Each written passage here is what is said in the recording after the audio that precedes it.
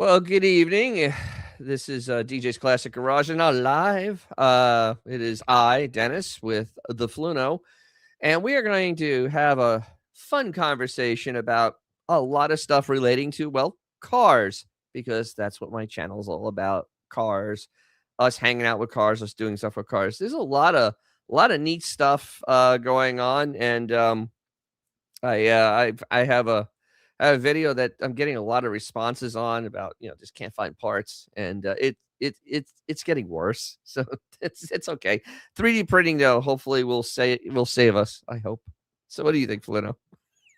Hey, how y'all doing out there tonight, Dennis? First of all, I just want to say I'm not in the garb because I've worn your shirts this week and I have not done darks yet. So I forgot Oh to my goodness, get all propaganded up for you. But that's doing fine. well. Beautiful evening again on the porch. Magnolias in the air, some Oh, jasmine. It's really oh, nice. So to everybody out there, oh, hope you all having a great night too. cool. All right, so let's just get into this because this story has been floating around. There was YouTube on it. I just want to get into this thing. So the state of Minnesota has no problems, I guess, at this point, and they were concerned about, I don't know, old cars going on the roads during the week. Uh, I mean, I guess people in government don't have anything to do at the time. I'm confused on how this got out of committee. I mean, seriously, I mean this bill was insane. Yeah. So you might have seen a hullabaloo online or in the news on Minnesota's controversial classic car proposal. If passed, the bill would mandated driving vehicles with collector plates only on weekends, with the exception for midweek events. It caused a lot of back and forth, but as this week, HB, so it actually had a bill number 3865. Hey, Tudo Zolari, how are you? Has officially stalled out after failing to reach committee hearing. Oh my Christ! Now I need to point out that this idea wasn't as radical as it may seem. I'm not saying it was good or otherwise decent. The only thing I would have brought much change anyway. So once again, the Drive really not a very pro car website. I'm detecting this, just slightly detecting the how can I put Oh it? yeah. The communism. Yeah. Currently, cars running collector plates in Minnesota are barred from providing general transportation altogether. So, what does that even mean?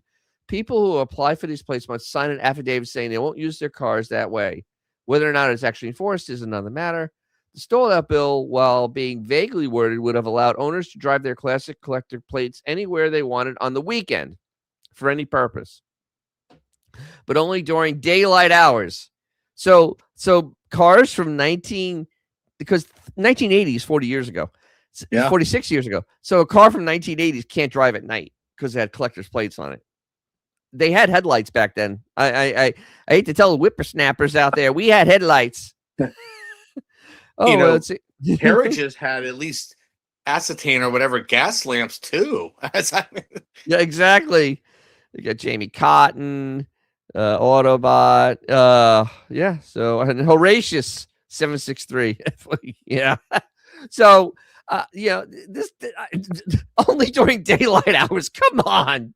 The last bit is arguably the most frustrating, given that Saturday nights are basically the most popular time to go for a cruise. Yeah, actually, in a non-congested area, absolutely. They'll also participate in parades, shows, and car club events during the week. Okay. Rep Meg Luger Nikolaya. So she has a hyphenated name, so we already know. Authored the bill, and she clarifies the total to a local outlet, Fox 9. It is important to note when you buy a regular plate, you can take a classic car anywhere you want, any day you want, any time of the day. And in Yes. other words, what the hell does this even mean? If you have a 69 Camaro that's tagged the same way as a Camry, it doesn't matter where you can take it to the grocery store. What Yes, the? Dennis. We know what this is all about. Yes, we do. This has nothing to do with worrying about crashing at night. No, It it has, doesn't. yeah, right. It is farcical. This is insane. This is where you just literally you need to start cleaning house. I mean, when you start having bills like this, Yeah. because honest to God, my Charger can drive at night. It's 50. 54 years old. Well, it's going to Yeah. be 54 very, very You soon. drove at night back then too. Yes, I know. We drove at night with regular headlights, not even Just halogen. like a 40s car drove at night too, amazingly. So it's But dead for 2026.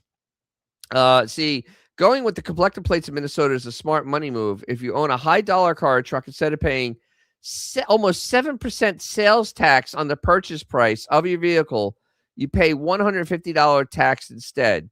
You don't need to renew them. Oh, wow, that's actually nice. In Florida, they wow. renew them every year for Yeah. no reason. And it's valid the length of your ownership. They're available for any vehicle 20 years or older. So basically 20 years. So a 1990, a Oh, no, 2005 no. car can't drive at night. No, think about this, Dennis. A 2004 cannot drive at night now. A Well, 20-year-old 2005 is plate. 20 years ago too. You're right. I'm sorry. You're right. So I'm Yeah, just so being a they little can't more drive at night. right. My first V6 Mustang in 05 could not drive at night right now. This is where you're just honest to God. No, what this is. We know what this is. So we know what that is. It's the anti-car. It's the anti-car thing. No, it's not. No. Here's the Oh, I thought it was the anti-self-transportation. Oh no, Dennis. So I don't know if you watched the video I sent you with lawyer Steve. And again, it just came out of nowhere. Right. Michigan has some rules as well. And again, even he's a very pro car guy. He understands sometimes like different safety and snow and this and that, blah, blah, blah. But here's the crux. Look at what they just said. If you put a regular plate on your classic car, you can drive whenever you want. So what does that mean? That means they figured out yet another way. Wow, we're losing money. We don't care about the headlamps or the safety or it can run in snow or not. It's the money. Okay, it's the money. And so they wouldn't have that disclaimer. So like, oh, I want to drive my Lincoln, which is fine, or my 05 Mustang or whatever. Oh, I better put, you have to get the full sticker plate to drive your own car now, just so they can get more money from another group of people and put those disclaimers in. Are like, oh no. And then, but if you buy this one, somehow now you're safe. That's all it is more ways to get money out of the pockets to put into the coffers. That's it. Okay. Yes. So Sky Spectre has a very confusing question, and I will try to explain it. Explain the Scat Pack. Okay. Fastest production car now. So the GN Grand National had the time. The commercials are intoxicating, but it's going to make these rich kids think they can do it too. All right. First of all, the Scat Pack was something created by Dodge in 1968. And it was a thing to it was a marketing tool that you belonged to this club, this car club called the Scat Pack. And it had a bee with a big motor on the back, which they used for the Super Bee. That was the original Scat Pack. I think you're talking about the failure of the Charger car that they have out now that isn't even close to the fastest production car right now. It's not even remotely fast. The electric one's not even the fastest electric product. No, actually, for a regular car, I think the Shelby, what was that thing? They had a special nomenclature on it, like the red, the Shelby Red or something like that. Because that thing ran like a 7 or 8 second quarter mile. It is psychotically fast. It is just disturbingly fast. So yeah, but yeah, so that's kind of what that is all about.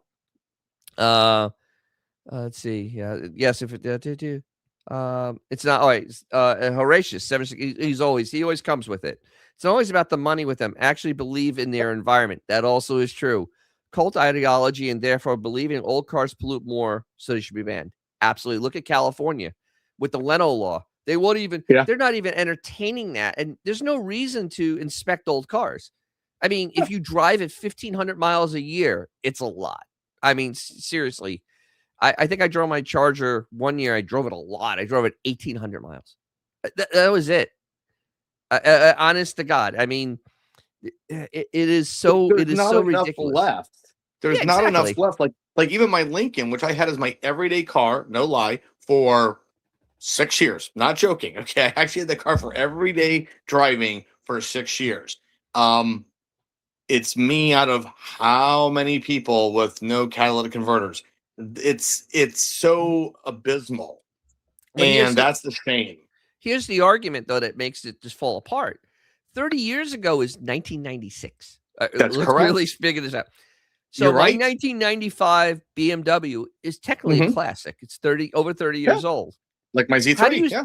how do you say that car pollutes more than my F-150? Because it Excellent can't. point. No. It's a computer controlled fuel injected car with catalytic converters. Hmm. You know what a funny thing, Dennis, is that, and I think mainly for Hilarious. folks like us and probably a lot of our group here probably listening in, when I hear classic, and when you hear classic, Yes. my mind still goes to like a Fend or a 60s or 50s car. Way It's back. hard to believe that when we see something from 1996, 95, when we were already adults, I mean, it's not like from 85 to 55 where there's radical change and you could definitely Yes. say, oh, look at classic. It's, I mean, our good friend Dan with all his Jags, those are 20 plus year old cars. Those are classics, technically Yes. speaking, with this law. So when you go, yeah, my 95 BMW, I think you just wrote, I honestly, my mind says, oh, 96? That's new. That's the disconnect, right? So Correct. these bureaucrats and their classic car ruling are not grasping something, but it really it's asinine. They literally had to find one more way to fill coffers. Oh yeah, Uh, absolutely. yeah. Oh, Vintage 76. Hey, thanks for the comments on the videos. And yes, I do have Made in America uh brake wheel cylinders on my Charger because they're 26 years old. They're ancient. That's a classic. Yeah, because I use .5 in my Charger and my wheel cylinders are like brand new. I So there's the advantage because I hate doing wheel cylinders. Such a pain. It's such an utter pain in the ass. It's so messy. You Yeah. get, I mean, no matter what you do, you get covered in it. As soon as you start touching the wheel cylinder, there's literally brake fluid everywhere. It's like this is nasty. So yeah, there's that. Yeah. So them the brakes. So yeah, let's go a little other. Let's do some other news that's going on. Yes, they do look like new because yeah, exactly. They've been preserved. So let's do this. Because BYD, everybody, I forgot who was in the comments. They were always talking about BYD. I'm sorry, but honestly, they don't even have safety at their plant. I can't fathom that their cars are really safe. So let's see what happened here with the dark black smoke that came out. That definitely was not caused by lithium ion batteries with that dark black smoke. No, not at all. No, not at all. China's BYD says fire broke out at parking garage in Shenzhen. No casualties. So, first of all, we always have to remember when it comes out of China, it may or may not be true. Right. Take it with a giant grain of salt. That is a hell of a fire. Look at the size of the buildings. Look at the size of the fire. Okay. That is lithium ion batteries burning into the environment. Yes. Beautiful. It is environmental. Electric vehicle maker BYD, pretty young thing, said a fire broke out at a parking garage in Shenzhen Industrial Park on Tuesday morning. The garage was a parking area for test and scrapped vehicles, and the fire had been extinguished, the car maker said on Tuesday. No casualties reported. A local fire rescue department reported the fire incident earlier. So the electric firm global headquarters are in Pingshan district in the southern Chinese city of Shenzhen. The large fire sent thick black smoke billowing into the sky as flames stretched across a long section of a multi-story building with fire trucks and police deployed on the scene. Users generated videos reviewed and verified by Reuters showed. Oh, hi, Sue M. How you doing? According to experts, EVs burn differently. Yes, they do. than cars with internal combustion engines. These fires often lasting longer and being harder to extinguish as they have tendency to reignite. Yep. Actually, I saw a video the other day of a electric scooter just spontaneously combusting while parked along the street. Just literally just caught on fire.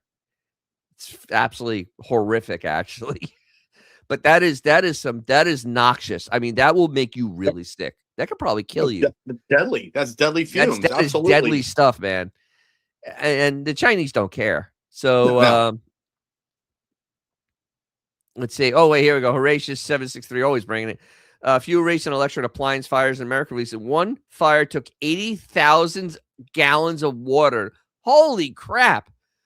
That's a lot of wasted water. Holy mackerel. Why don't you just, well, you can't dump it in the ocean. It'll actually catch fire. Because the lithium ion, if you mix it with salt water, really bad. Super bad. Wow. Is that black streak, the smoke going through the streets? Yeah, actually it is. It's almost like they're rolling coal there, to Diesel Larry. Almost like they're rolling coal. Yeah, that's pretty nasty. I mean, I wouldn't want to be anywhere near that. That looks plain old dangerous at this point. This is the thing. People keep on asking for those cars to come here and all, and I'm like, they have no safety at their own factory. And you expect you get into one of your cars and it's going to be as well built. And I hate to say this, but I mean, as far as the engineering part of it, the build is terrible. But Tesla's, as far as the engineering is actually pretty well done. I mean, there actually is some care done.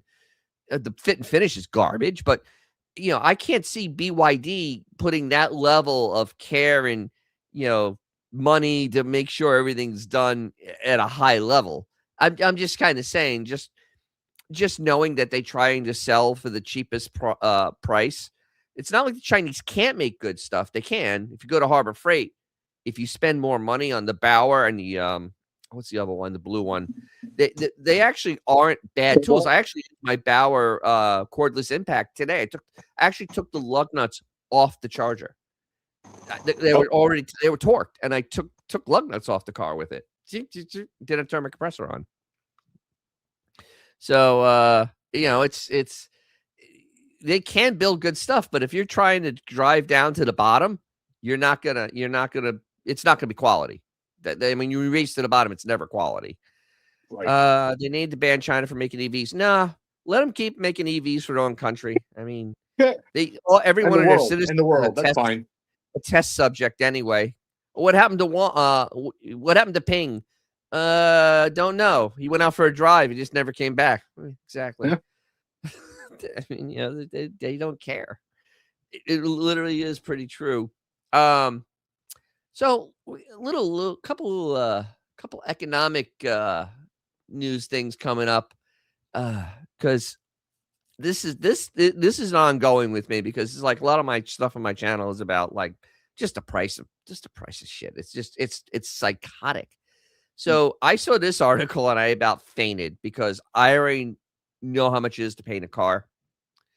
PPG is increasing their prices up to 20%. So that can of paint, right, that gallon can of paint that's $300 is going to go up another $60. It's going to be closing in on $400, because this is where we are on car paint.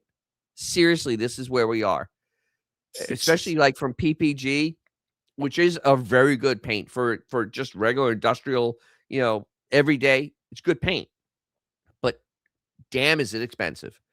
PPG announced a global price adjustment across for its paints, coatings, and specialty products portfolio on Wednesday.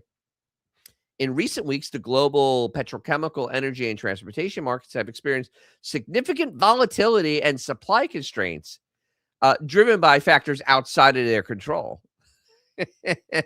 To ensure continuity of supply and service to customers worldwide, PPG is beginning implementing price increases for up to 20% across all product lines and services on customer by customer basis on existing contracts allow.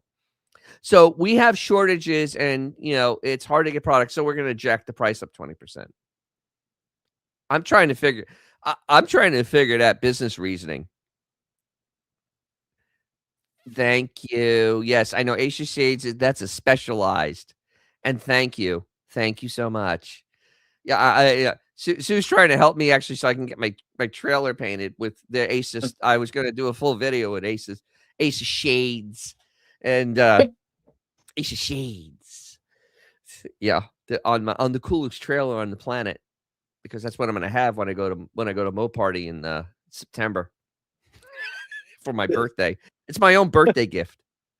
There you I go. love it. I go all by myself. It's my own birthday gift. Yeah. Peace and serenity is beautiful. Very nice. Yeah, drag racing. Yeah. Our top priority remains supporting our customers with consistent quality, dependable supply, and technical expertise, even as market conditions remain highly dynamic. That is such corporate speak. Holy Christ! Holy Christ! I mean, I got shivers listening to that. That is nauseating. The pricing action allows us to ensure availability of supplies as we navigate unexpected and increased cost pressures. This is making my head hurt. It's actually making me sick, because it sounds like every other corporate word salad that we can read between the lines. We're not stupid. 20% is pretty stout. That is a stout increase. Yeah, this is unsustainable. Honestly, it is. Trust me. I get so many comments on when I do videos on like just supply stuff or cost on things, and I mean, it's pretty common. I mean, either guys can't find stuff, or when they find it, it's like literally, they're just getting they're getting it shafted, because it's absolutely disturbing.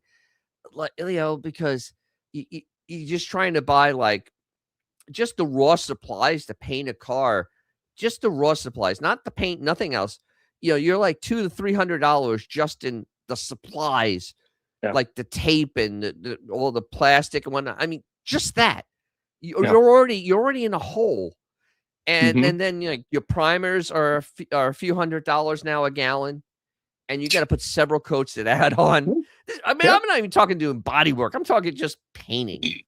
Yeah, an Earl Shive. Doing an Earl Shive. Oh, the $99 paint job. Well, I'm just saying, you're just doing the spray. You're just doing the paint. Yep, you're just doing the prep and paint, and it is absolutely mind numbing now how fast the paint has accelerated in cost. I mean, and it's actually, and I feel bad for a lot, especially guys that are having to actually do stuff to cars now. I can't fathom. I couldn't fathom trying to start a car now. Honest to God, I really couldn't fathom it, because especially the stuff I like is friggin'. I mean, it's expensive to start with, but when you start actually having to like spend today's money on it, I mean, no way. And it takes the wind out of the enjoyment. Like, some things we know you're gonna get this or that. It's always been a little bit high. You get like a top gear mechanic who's gonna labor hours. That's fine. It's always kind of been the way. But literally, who would want to even start a project now looking at this? I mean, and I'm not trying to be negative. I'm just saying it really ruins the ambiance, the joy. Even if you want to take it step by step, morsel by morsel, little bit by little bit, there is none of that. Like, I can only work on like the interior this week. Okay, or then a month later, now I'm going to do this. No, now it's how much is this to even knock this part out? It's insane. Yeah, I mean, right now, I have a car I probably need to do at least a full repaint on. It's my 89 BMW. I probably need to do take it down. I have a lot of the interior pieces, but honest to God, I'm looking at even with friends and family benefit pricing, I'm still looking at probably $3,000 to paint that car, maybe $2,000 if I do all the prep work. I mean, and that's friends and family cost, and that's just painting it. I don't need any body work done. That's just painting this car. Right. Base coat, clear coat. and a base BMW color. Yeah. And that's where we are right now. I'm not even talking about disassembling it and going in and detailing. I'm talking just the outside, because the underside of the car is awesome, because BMW undercoats their cars like no one's business.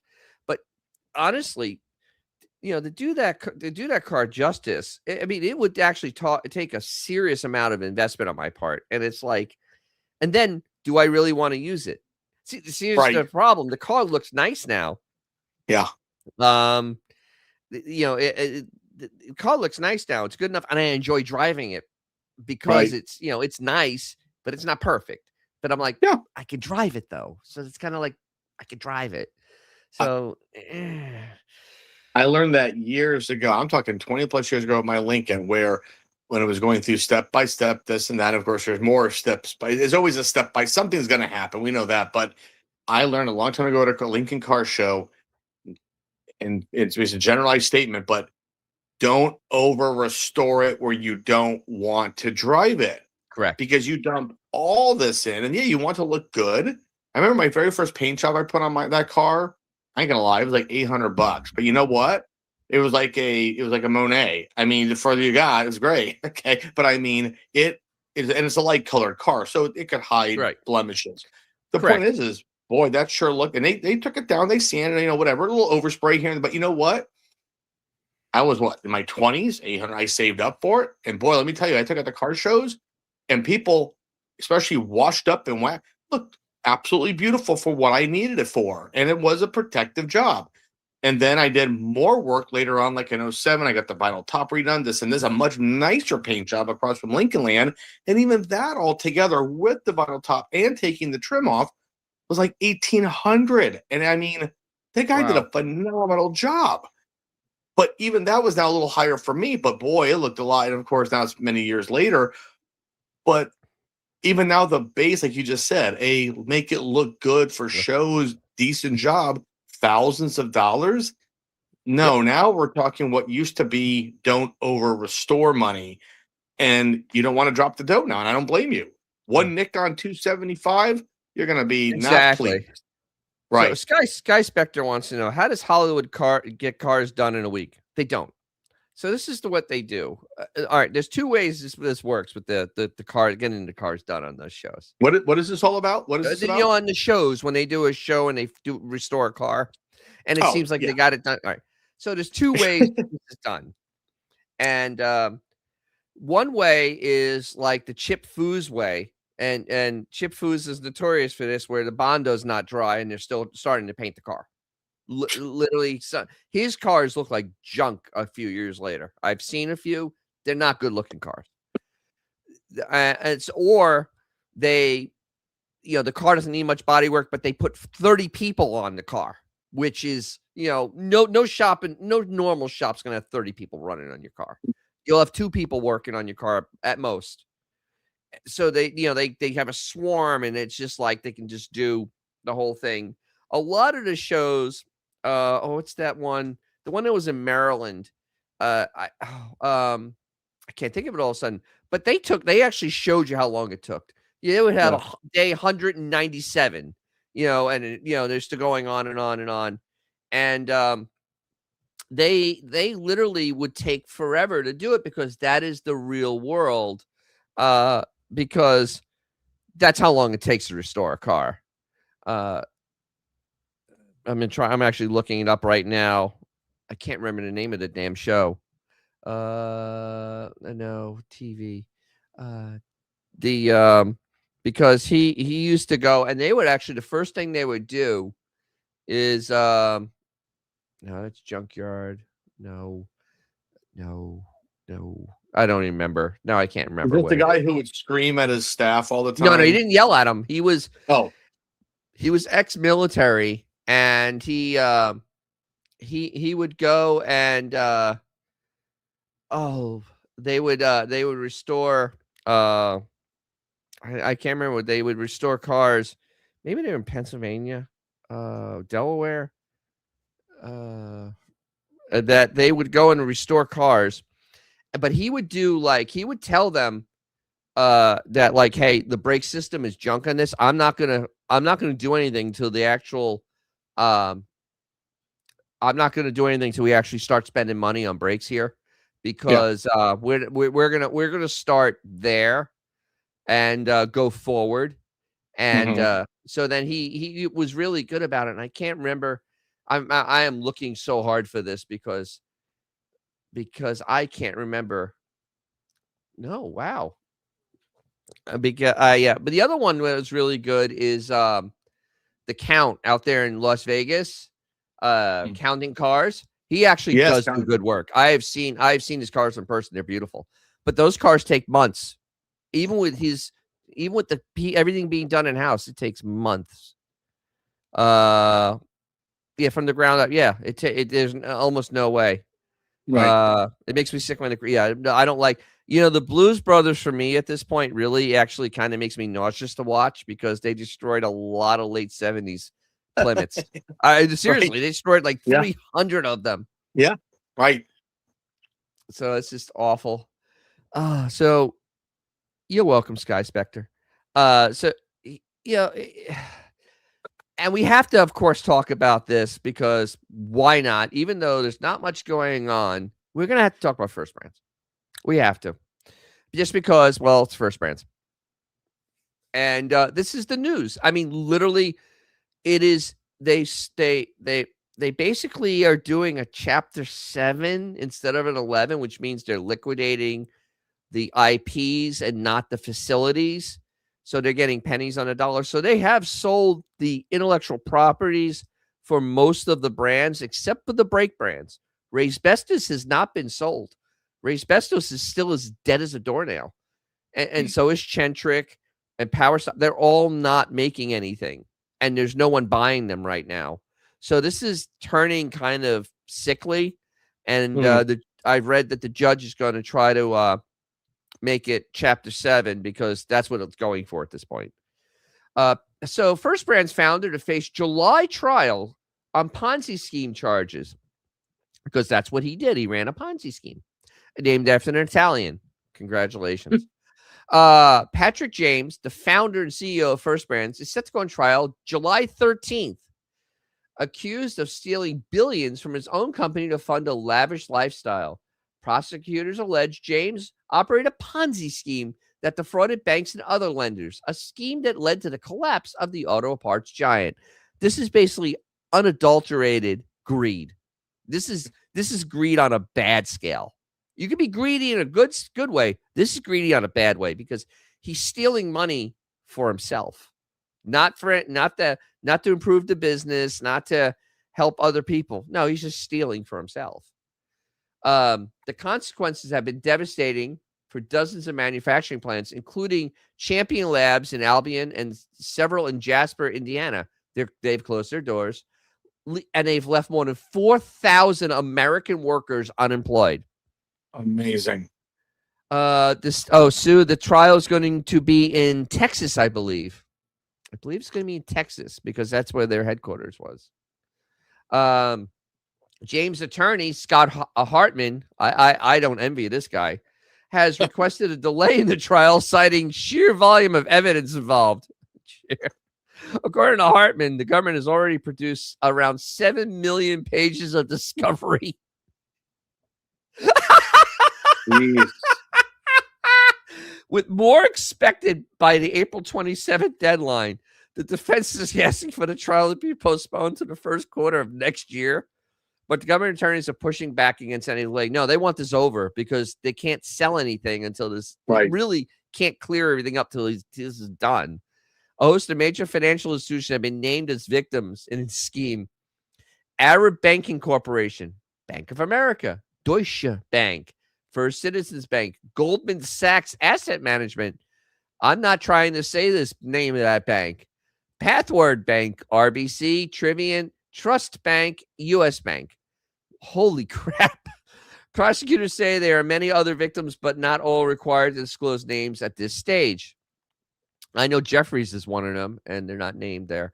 First Brand's bankruptcy case is ongoing in U.S. bankruptcy court in Houston, Texas. Both Patrick James and his brother Edward remain free on bond. Of course they are. They just defrauded people out of $12 billion, but they get to walk around. Yeah. Hell, if I bounce a $50,000 check, I won't see the light of day. Yeah. Right. Oh my God. The sale of First Brand's intellectual properties is still pending approval from the bankruptcy judge. So this was the other day. It's still not approved. And just the intellectual properties, not any facilities, not Mm. any manufacturing, nothing. So those people that lost their job, they're not going to get their job back. This is chapter 7 at this point. The unfolded case continues to send shockwaves through the automotive industry and has profound impact on the communities affected by the company's collapse. Yeah, because Yeah. basically they pulled the rug out underneath all these people, and now the areas, and a lot of these plants were in smaller towns, and they were the major plant there. They were, Right. they employed directly. They employed 300 people.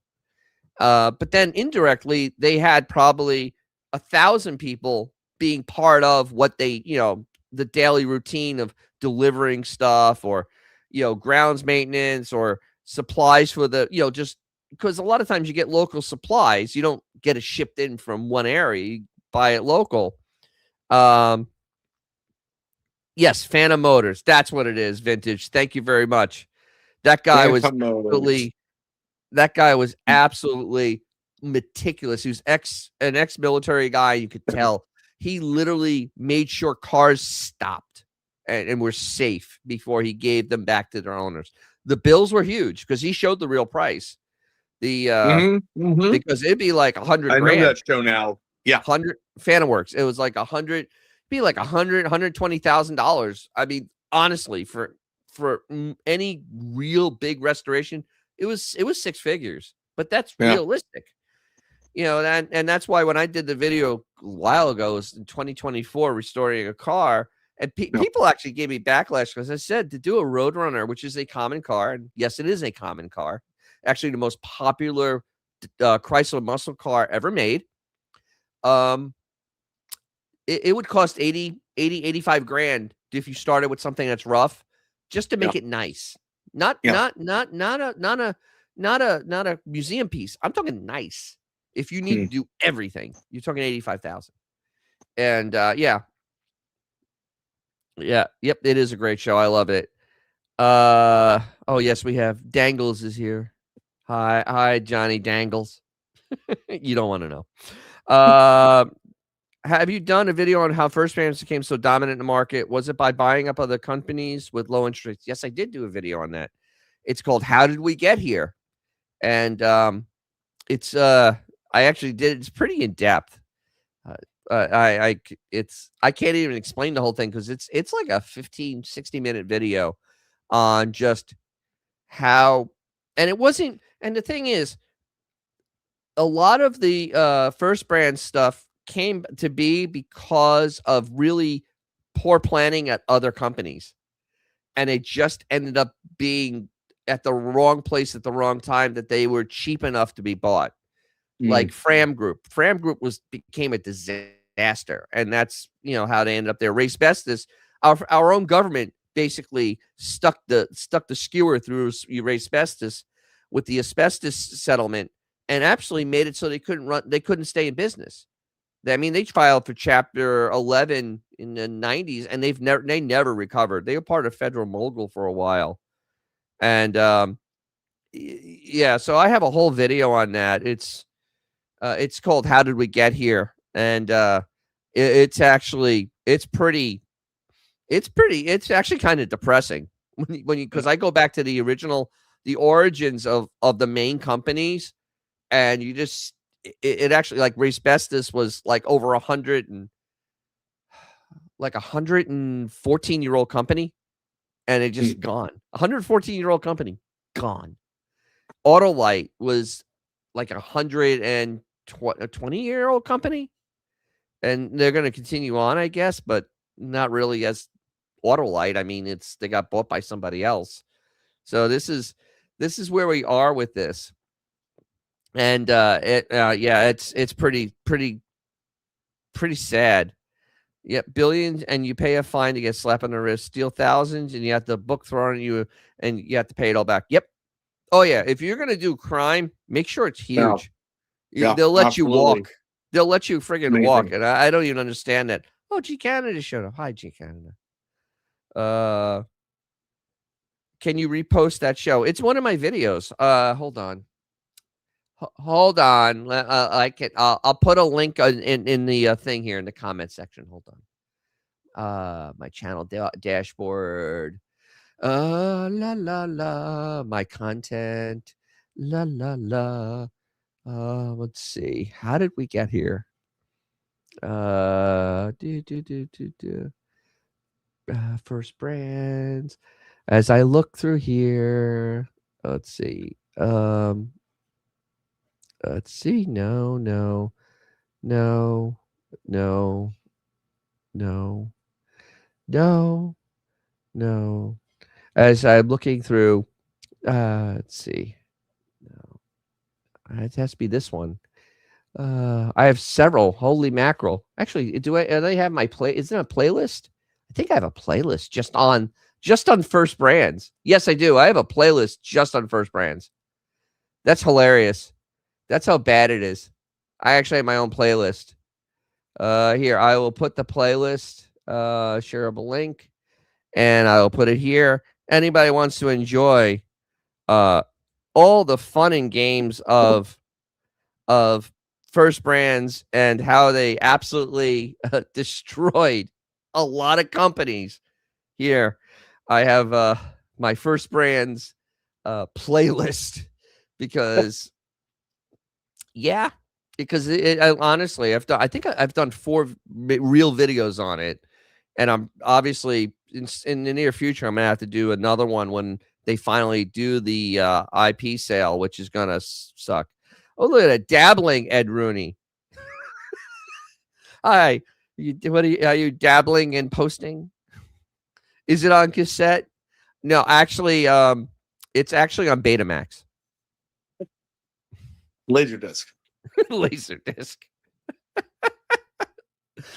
Yeah, so there is my first brands because good lord. Yeah, I just wow. Uh, he signed into his other account. That's hilarious. That's so funny. Okay, let's talk about something fun because I love these cars. This is from Torque Cafe. I love the name. That's actually a really cool name. Yeah. The Nissan GTR R36 confirmed to return. Gajera. Yes. The next generation GTR is under development with the R36 set to carry the long lineage as the brand's hero model. Nissan ain't dead, man. They're actually regrouping and they got some bold stuff coming out. They're actually coming out with a Xterra to compete with Bronco and Wrangler. Like literally removable hardtop. Yep. It's going to truly compete with those things and the Wrangler better watch out because I mean that thing's the Bronco it had recalls whatever, but as a whole it's actually a very well built vehicle and great road manners. The Wrangler sucks on the road. And it has a front end from 1945 because they've never changed it. It's literally the same thing. And so this thing's coming out and Nissan's coming hard. So this is good indications at this point because their Z car is a phenomenal car. They screwed up by not having a stick at first and all the sticker markups, but that is a hell of a car because it can hang with anybody on a track. That's what that car is designed for. That's a track car. So let's see. Oh, Dangles wants his cheap Canadian vodka. Keep waiting. Oh, Jeremy, how you doing? I was actually just south of you last Friday. I was in Savannah. It was quite an interesting trip. I'll be going there a lot. The assistant will be going there for her education. So I don't want to digress, but what was up in Savannah? It's a college up there. that the Oh, gotcha. Okay. the intrepid assistant is going to, because she's talented, unlike her father. Uh, The design school, Savannah School of Arts, the design school. yeah. Yeah, cool. Very Tell that nice. to my check engine sensor. Oh, vintage. I forgot to buy a spare Carter fuel pump. Now it's on back order. Yep, they're gone. Carter's gone. You might have to, if there's an Edelbrock one, you might have to go use that if they make the application for your car. But they're done. There are no more Carter. There are no more Carter pumps. Not happening. A Mitsubishi. Okay. Actually, Mitsubishi outsold Dodge. Let's just remember that now. We talked about that. Remember how he joked about that Eclipse Sport? There's more on the roads of that thing than there is any appliance or other product. Sue, we live in Florida. Trust me, it ain't hot. It's on the water. It's actually not as bad. I'm 25 miles inland. It is friggin' hot. It's already broken 90 here. No, it's hot. Yes, I know, like temperature. Yeah, no, I know. Trust me. So, when Nissan unveiled the Hyperforce concept in 2023, the wild EV styling cues paid not so subtle homage to the GTRs of the past, leading to speculation the R36 GTR would go electric. Thank God that retardedness didn't happen. But now we know another iteration of the GTR, the Nissan CEO Ivan Espinosa. Huh? Oh, I forgot. They're not really a Japanese company. Confirmed the legendary nameplate will return. Is it a priority? Espinosa said when asked for return of GTR, as reported by Auto Express. Well, that's kind of ooh. It's kind of almost like Batman. Mm-hmm. I actually, I'm not opposed to it. I'm not opposed to it. I know it's a concept car, but I'm not opposed to that. Of course, it's one of the strongest brands in our portfolio. It's not only a car, it's a symbol of many things inside and outside the company. There definitely needs to be a new GTR. It will come. Oh, look at that. The electric appliance would be perfect. No, it wouldn't. Demand for the high-end performance EVs is cool. No, it's ended. Blah, blah, blah. This led to a number of performance models, FEVs, such as Mercedes AMG 663, Audi RS5, and BMW M5. According to Espinosa, it's too early to talk about what will power the next car. Oh, that is literally right out of Batman. Damn, I like that. I like, and they like, still kept the cool taillights. They had the very simplistic round taillights. Definitely has the lineage going on with it still. Wow. That is. I know it's just but you know what, man? If it's even close to that, it's just gonna be kind of nice. I love those cars. We used to autocross when I used to autocross all the time. Somebody had one. I mean, I couldn't even come close to that car because it would literally go through a slalom like 5 miles an hour faster than my E30. Because it would just and 5 miles an hour in a slalom is like it's huge. And then of course you can just out accelerate me all day long. So it's just silly. Let's see. Gicano with FEVs. Oh, it's not stupid. The windows you could probably see out of them. Yeah, I love this. Mitsubishi made the engines in the Japanese Zero. Yeah. Yeah. Well, Mitsubishi made a lot of mistakes, but for like light truck and stuff, like light diesels, they still are a market leader. Like Mitsubishi Industrial is still a major company. Just like Daihatsu. Daihatsu is like the Yep. oldest Japanese car company, I believe, like 1900 and somewhere around there. And it might have flopped here, but they're still a strong producer, I believe. Yep. So basically saying that, this patience, because it will come. And honestly, they literally are going to have to, they're going to, it's going to, I have to outdo this. And the 3.8 V6 twin turbo engine, all-wheel drive, 7-speed dual clutch, and it actually had the most phenomenal 4-wheel drive system. I mean, seriously, it actually torque vectored instantaneously to the wheel needing it. One of the most amazing cars ever made. And I actually see a bunch of them running around where I live. Yeah. And you have to change all the tires at the same time. That's how sensitive the torque vectoring is. It's kind of crazy. So the Mitsubishi Outlander PHEV is the biggest PHEV ever in the world. Probably, yeah. I mean, the thing is, Mitsubishi Industrial, I mean, it's a big company, and they have to make stuff like, I mean, their diesels are actually phenomenal diesels. They will run forever. In a lot of like Asian countries, in Europe, I even saw them. Their little diesels just run and run and run and run and run. And you have to use them little box trucks and whatnot. Mitsubishi just totally screwed their whole America approach because they just didn't understand how to market to America. They just really don't.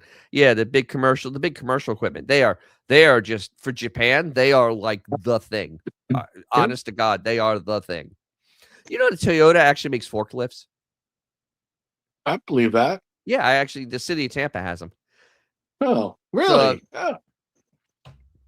Let's look at this. Well, Mitsubishi makes F-16s in Japan.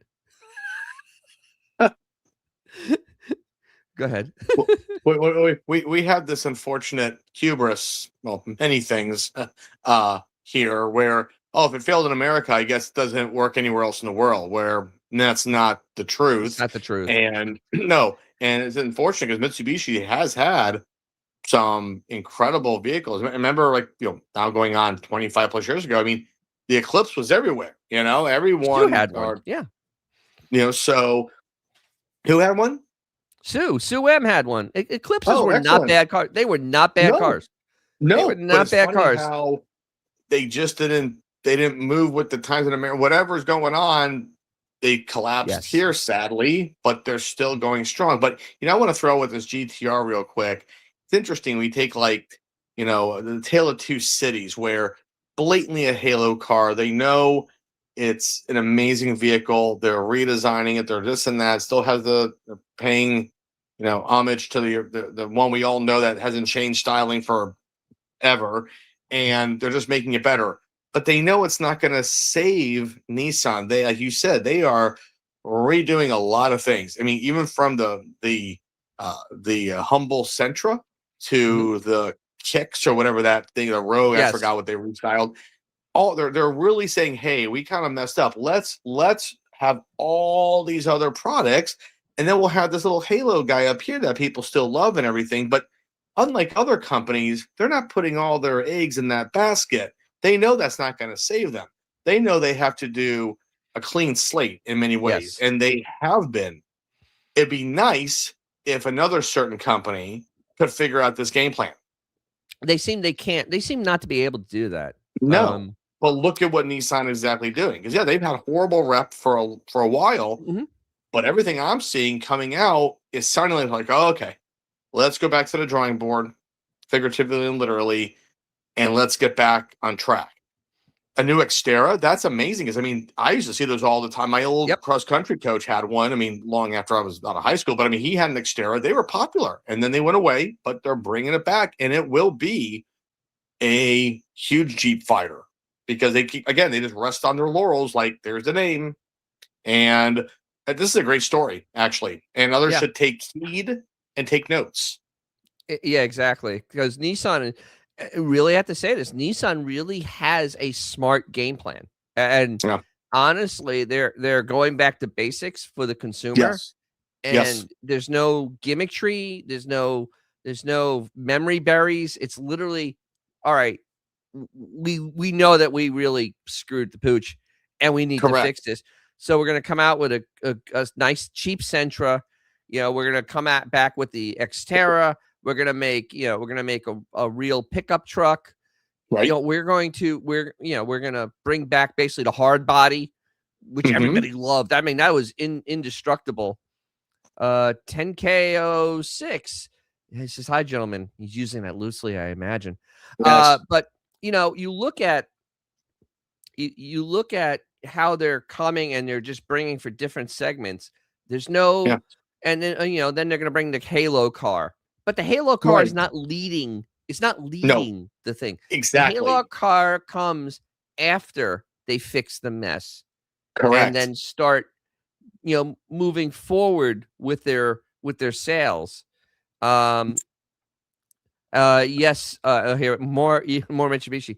Yes, actually, Chrysler used to have an agreement with Hmm. Mitsubishi. They were a part owner of Mitsubishi, and all the 4-cylinder turbos were Mitsubishi engines Right. because Chrysler Right. couldn't build a friggin' 4-cylinder turbo to save their lives, so they used that. They did do the Talon, the Daytona. I mean, the Daytona Z. All those things were using Mitsubishi engines. Hmm. Even the what else did they have it in? They put it in the K cars. I The mean, when they had laser, to start what? the laser And they too. put it in the laser. I mean, it was that Mitsubishi, the Mitsubishi 4 was in a lot of their cars, and Yeah. because they had a partnership with them.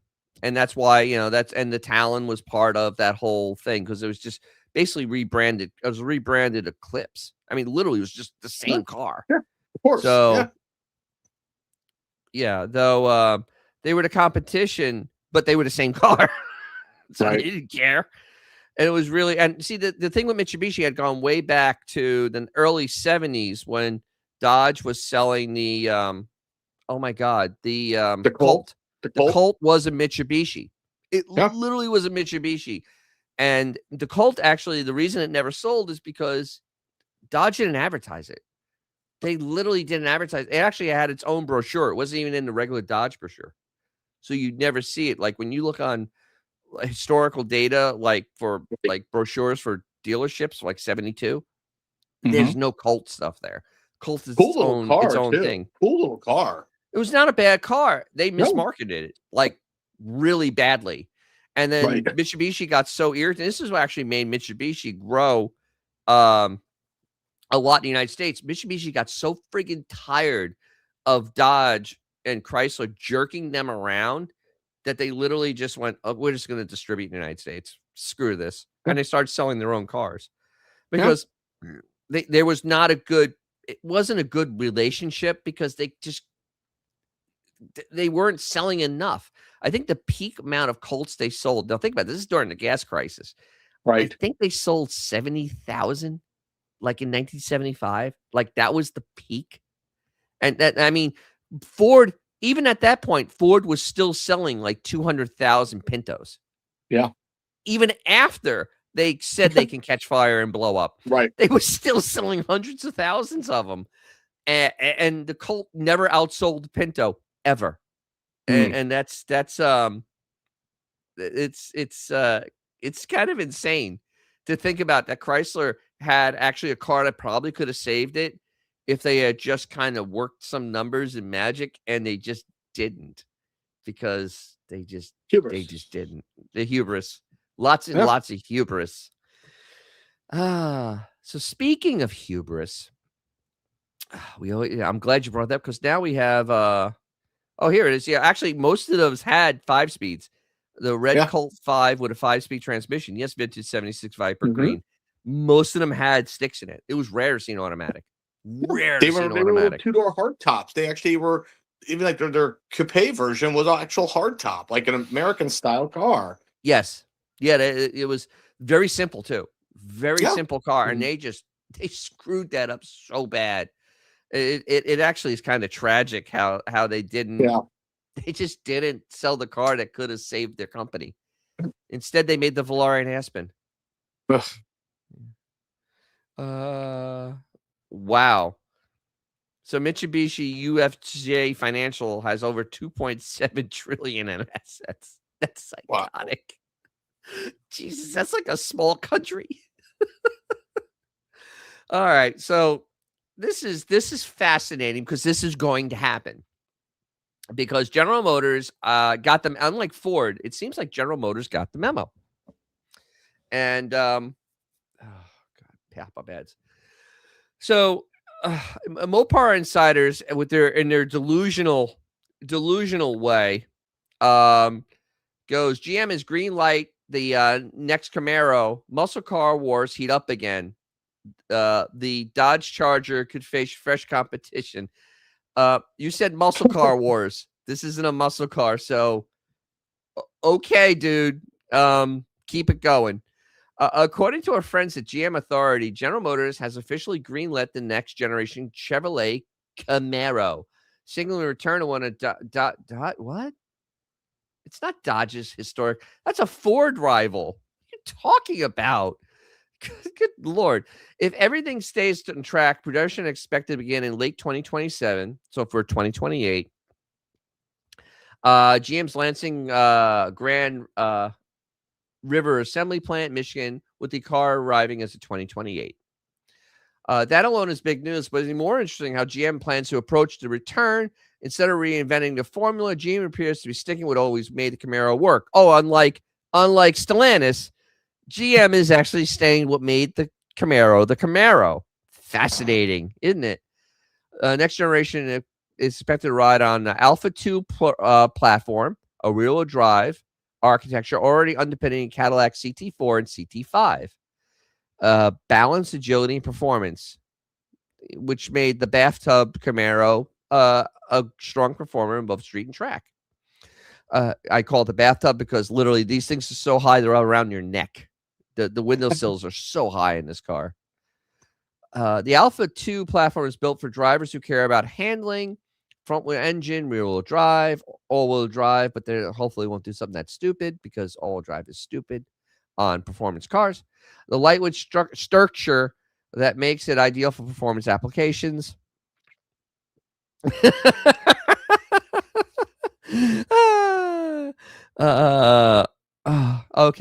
With wheelbase typically ranging between 109 and 116 inches, this setup supports more of a compact and nimble vehicle than what Dodge is currently offering in their gunboat, the poor selling, nobody wants Dodge Charger. The independent suspension, all four corners, and modern electronics. It's clear GM is aiming the Camaro as a true driver's car, going against the Mustang. This is important because it sets the tone how Camaro positions itself in the market against the Mustang. Right. Dodge is taking a retarded approach. Other side on the other side of the spectrum, and that's a really good word because yes, I guess on the spectrum would be a really great name for way Stellantis is approaching the Charger on the spectrum. The 8th generation Charger built on a truck chassis. The Stellantis is the Charger is gigantic. It's D and E segment vehicles, long wheelbase, wider tracks, very heavy. The Charger's evolved into more of an everyday fat car. It's not a muscle car by any stretch of the imagination, because that means a BMW M3 is a muscle car. Even though a BMW M3 would absolutely destroy any Charger made, but that's any new one, it would absolutely destroy it. But let's just not go there. So let's see. It means Dodge isn't directly targeted the same type of buyer. Yeah, all 1,600 of them are very happy. 1,600 buyers. Two different philosophies collide. One that wants to sell cars, which is the Camaro, and then the Charger, which basically just wants to try to make a statement and not really sell anything. Okay, cool. And instead of going head-to-head with the Camaro, Dodge is offering something the Camaro doesn't. A V8, fun to drive, fuel economy. Oh, no, they say more room, practicality, and 4 doors. Okay. Could a smaller Challenger make a comeback? No. Yes. This is where things get, when Ford Mustang still holding strong and the Camaro are potentially returning. Wonder if Dodge might eventually feel the pressure to re-enter the small market. Naturally leads to speculation about the Challenger nameplate. Right now, it seems unlikely. Actually, it's as dead as a door now. There's no Cuda coming. There's no Challenger. This is it. This is your cars for Dodge right now. Blah blah blah. Why competition is a good thing? I don't know why you would want competition. Blah blah blah. There's a lot of just. They really run their mouth on not knowing anything. So the Camaro is going to return, and the Charger probably won't be here by the time it comes back. Okay, there we go. There is a V8 car coming back to America, and it's called the Camaro, and it's built on a really good chassis. That chassis they use for Cadillac is phenomenal. I mean, Yeah. the CT4 and the CT5, those are hell of a cars, man. Sure. I mean, they ride nice. I mean, have you ever ridden one? No, but I think they're sharp. I And have. just to interject, this might also be the same chassis because they're bringing this back. I've heard a lot about that rumblings, no pun intended, about the Buick V8 sedan coming back. Yeah, that would make sense because that would be a little more upmarket and in between Chevrolet and Cadillac. So you can probably sell that one for like 60,000, and it'd be fine because it's a Buick. The people expect Buicks to be that much. Good. I'm glad you're a motorhead. Yeah, that's because we need this. Yeah, I actually was doing a video today, and I actually had to take one of the drum brakes off my car. covered in brake dust. It was disgusting. Oh God, yeah, you get to see how nice my brakes are on my car. I mean, I put all new hardware in there. They're absolutely gorgeous. It's almost too nice to use. Gorgeous.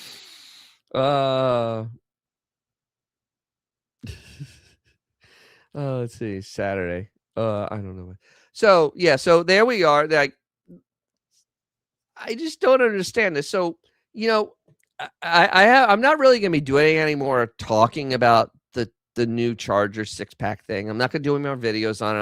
I'm really not. I'm not, because the other day I went and I did a Google, and actually I posted this online. I posted this on Facebook. And I posted on my on my little YouTube community. If I can spell. Oh my God, I can't spell. Oh God, how do you? Because I want to show you how absolutely hilarious this is. Because I did Google Trends. Google Trends is basically the excitement, how people are searching for things. Okay, I mean, it really does show popularity, and yes, I think GM still has a V8 sedan. Yes, they always have it. They do the V8 supercar over there. Yeah, and they've tried it before, but they mismarketed, bring it to North America. Yeah, but they could have a 49 state. That's fine, or 40 state, whatever. But yeah, they tried it before, but they just mismarketed it because it was the Pontiac G8 and it was the GTO, and both of them just weren't marketed well enough as performance cars, and they are animals. Absolutely great cars. Like the Chevy SS. Exactly. Same, also same. Holden. So Correct. here is why I'm never going to talk about the 2026 Dodge Charger. This is a Google Trends. I picked two other random things. Well, I picked the Camaro just because we just talked about it. Camaro hasn't been in production for 3 years now. 2 years now. It's 2022. Actually, it's 4 years. The Camaro has been out of production, right? I mean, nobody, they're not making them. Okay. And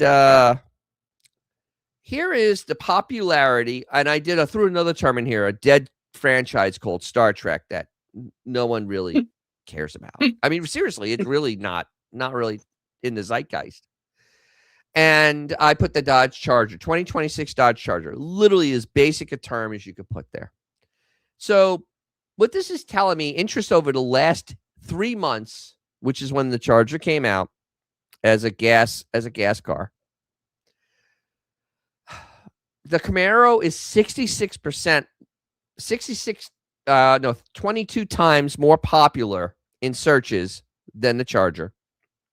The Star Trek, a franchise that hasn't had a good show in 20 friggin' years, is 14 times more popular than the Dodge Charger, the 2026 one. There is absolutely there's no buzz on this car. There is nothing. Videos, if you see these people that are hawking and Yeah. shining this car, there's a Yeah. few channels out there, OC Motivator, the Butter Insider. Those guys, they're hawking and shining this car. They're trying to make it sound like it's something you want to actually buy. Their videos are getting 10,000, maybe 15,000. They have big channels. They aren't getting huge views, and this is why no one cares. Literally, and this is why I'm not going to have any more long form videos on this. I'm not going to have. I don't care. This car is dead. They're going to sell maybe 3,000 this quarter with the sedan coming. It's still overpriced, $5,000 on the hood. Lord only knows they're making monies on it. And this thing is. Oh wait, let's actually throw that in here too. What's the name of the minivan? The Chrysler Pacifica. The Pacifica. All right, the Chrysler Pacifica. The Chrysler Pacifica is 4 times more popular than the Dodge Charger. That 4 is times. A minivan beating a quote muscle car. 4 times more popular. This is why I'm not. I don't care anymore about talking about it. I'm just not going to do any long form on it. I may do a short. I'll get a few hundred views. This is literally. It's flatlined. There is literally no. I'll even do the past year with the electric appliance. Still flatlined. Actually, over the past year, the minivan has been 6 times more popular. Is that the green line on the bottom? Yeah, this green line is the minivan. The Camaro, which is out of production, and literally just because people searching old ones, but it still doesn't matter. It's like Star Trek. No one's talking about Star Trek. No one is. You could probably put Studebaker in there and get more. This is literally as dead as you can arrive when you launch a new car. New cars are supposed to have giant spikes when they're released. And this car doesn't have anything. So wait, what just got released? What new car just got released? The Sentra. Oh wait, okay, Nissan Sentra. Brand new car. I mean, simple 4-door. Nissan Sentra. That is this color. It's 20.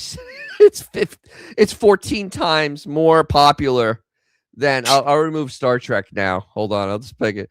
Just have cars in there. The Nissan Sentra is this green line. It is 14 times more popular than the Dodge Charger. Wow. The 2026 Charger. 14 times. This is a friggin' economy car. Right. An economy car. I just don't know. I mean, this car. I mean, honestly, it couldn't go any worse. It literally couldn't go any worse. And I mean, there's no. It's almost in sections here. It's dead. I mean, literally, this is like. There is absolutely no hype, chatter, search, nothing. It is literally as dead as a doornail. And to see that the Chrysler Pacifica this last week, the Chrysler Pacifica is 5 times, almost 5 times more popular. The Nissan Sentra is 11 times more popular in the past week. McAleer, you deserve to be fired. Instead, they gave you Chrysler to ruin. You are incompetent. There's no other word to say it. You literally have destroyed a brand. You destroyed a car that's at its 60th year. The Dodge Charger is celebrating its 60th anniversary. And this is what we have. The 60th anniversary of one of the most iconic cars ever made, the Dodge Charger. It literally is an iconic car. I know that when I roll up with mine, I have people going, "Oh my god, it's a Charger." Even with my 72, it's a Charger, and nothing, just nothing. This is depressing, actually. Yeah, It is absolutely utterly depressing. and That embarrassing. I mean, so this is where we are with the 2026 Charger. It's not gonna break. I think it was Rooney. I think Rooney had said that it wasn't gonna sell like 20,000, and or was that Imperial? Whatever. One somebody, and I don't think it's gonna sell 20,000 units, which for a car is a complete and utter failure. I mean, unless you're Ferrari, or Porsche, if you don't sell 20,000 cars, it's time to cut and run. And the EV is as dead as a doornail. The EV actually got outsold by the Hornet, which hasn't been made in almost a year. So that's how things are going. So this is why I'm not going to do any more long form videos on this. I'm not going to waste my time. I'm barely going to talk about Stellantis because there's really nothing much to talk about. The company's a train wreck.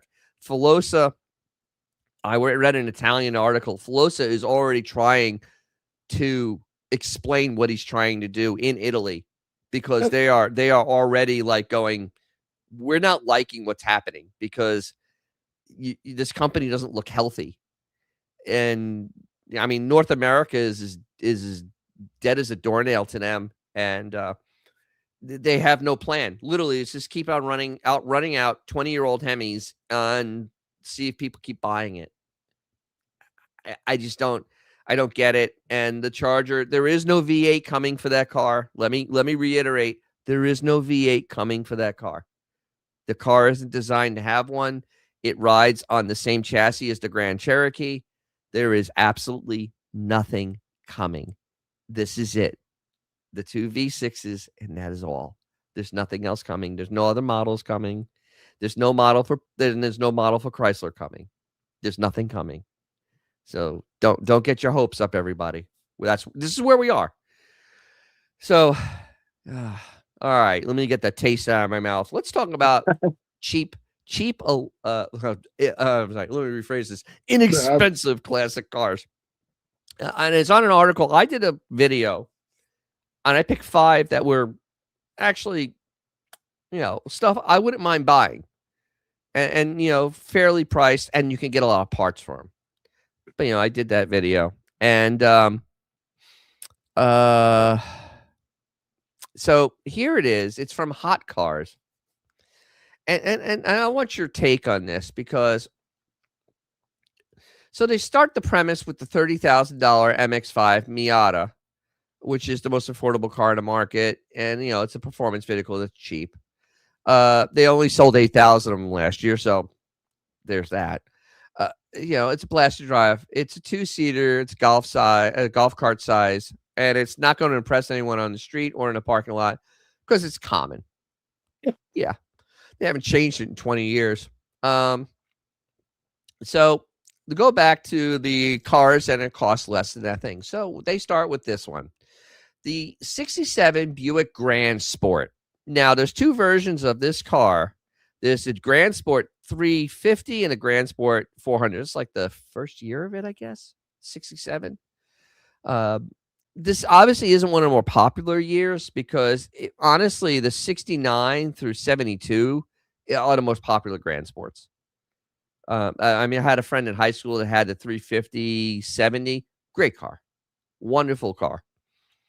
So the 64, the Pontiac GTO was such a smash. Every other automaker had a copy. Buick's contribution was 65 Skylark based Grand Sport performance trim. So that was the Skylark Grand Sport. This is, I guess, the first year of it being its own car. The GS 400 is one of the baddest old school muscle cars you can get for under 30 grand. I'll fight you on that. And definitely one of the baddest. The 67 GS with 400 runs an average of 2,000 less than the price of a Miata, and about 60 points higher on a kick-ass scale. The real price, too, as Haggerty said, it's a good condition value of $23,000. All right, so let's actually check this out because I have my own price thing I use. And I've had people kind of comment and stuff on it, but it's called Collect a Car Market Review, and they take a lot of private sale, a lot of auction, and they actually are they're fairly close. Good Night Vintage. Hopefully, you can find a fuel pump. I'll look and see if I can find one. What? I think it was for a Beetle, right? I'll look. Hit me up and send me an email. I'll take a look if I can find one. All right, so here it is. So at hardtop, right? Because we would be in debt because this is a hardtop they're showing here, right?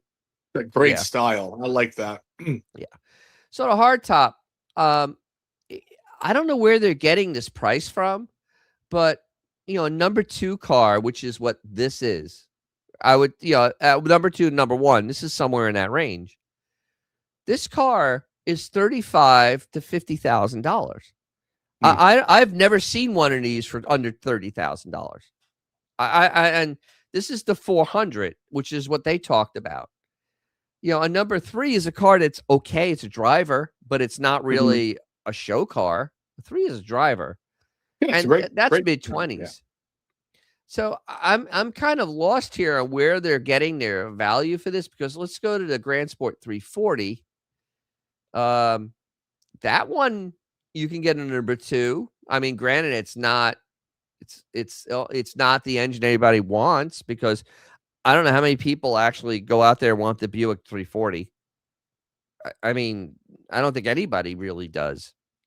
And so right off the bat, Haggerty's pricing is not very good. I don't know where Haggerty is not. If you're going to go buy a car, don't use Haggerty, because you will. No, I would highly suggest using this, because at least you'll have an idea of where you need to be, because it is fairly accurate. So there's the Buick, not really where they say it is. This one I laughed. 71 Dodge Charger Super B, one of the rarest Super Bs you could buy. Honest to God, they only made like 3,800 Super Bs in 71. So they didn't make a lot of these cars.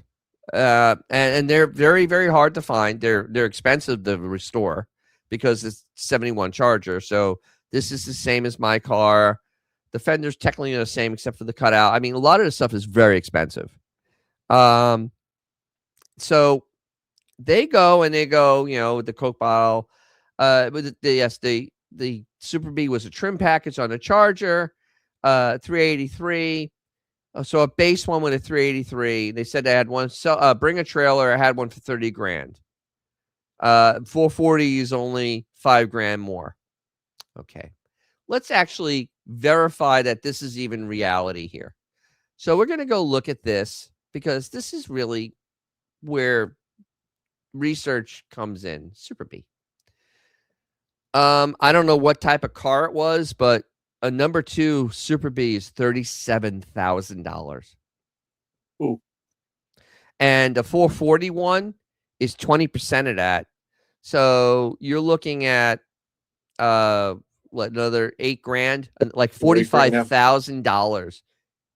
And no, and an air grab a hood. I mean, air grab a hood number 2 car with a 380 with a 440 in it, you're looking $50,000. And I don't know where they're getting this car for. I mean, so God knows what was wrong with this one. Let's take a look at this one. Let's bring a trailer. Sold 4 years ago. So they used data from 4 years ago. Was this article 4 years old? Is this article 4 years old? No, it says brand new. So they pulled data. I love this. They pulled data from 4 years ago, figuring this is how the market is. Yeah, and look at this car. I mean, it's butterscotch. I love butterscotch. Actually, Bahama yellow, as they call it. Oh no. Company that bought UFC and WWE and has now bought Barrett Jackson. And the company owns Haggerty and all classic car magazines. Holy Jesus. Who bought them? The company owns UFC and WWE. Holy Oh crap. God. Jesus. Real car guys. Well, the thing is, Haggerty is compromised. Yeah. So, they gotta they need to keep the churn, because if they now they own an auction house. So Jesus. So this car is finished in butterscotch over black, 383. So this is the car they're using to base their. Oh wow, look at the gaps. Oh Jesus. Oh, that is not caretaken there. That's from the factory. That's standard quality, probably. No. That is not. Oh dear Lord. Yeah. Oh, it's cruise control. Oh. Aftermarket air conditioning. Undercoating. Yeah. Fender tag. Yes, original color. Blah blah blah. A October 3rd car. United States car. No options. Very, very empty car. Yeah. Corruption of classic car prices would. Oh, absolutely horrendous. Always coming hard. Yeah. Oh, this looks like a really bad repaint. So this is what this article based this on, is on a 4-year-old cell of a Super B. So hold on one second.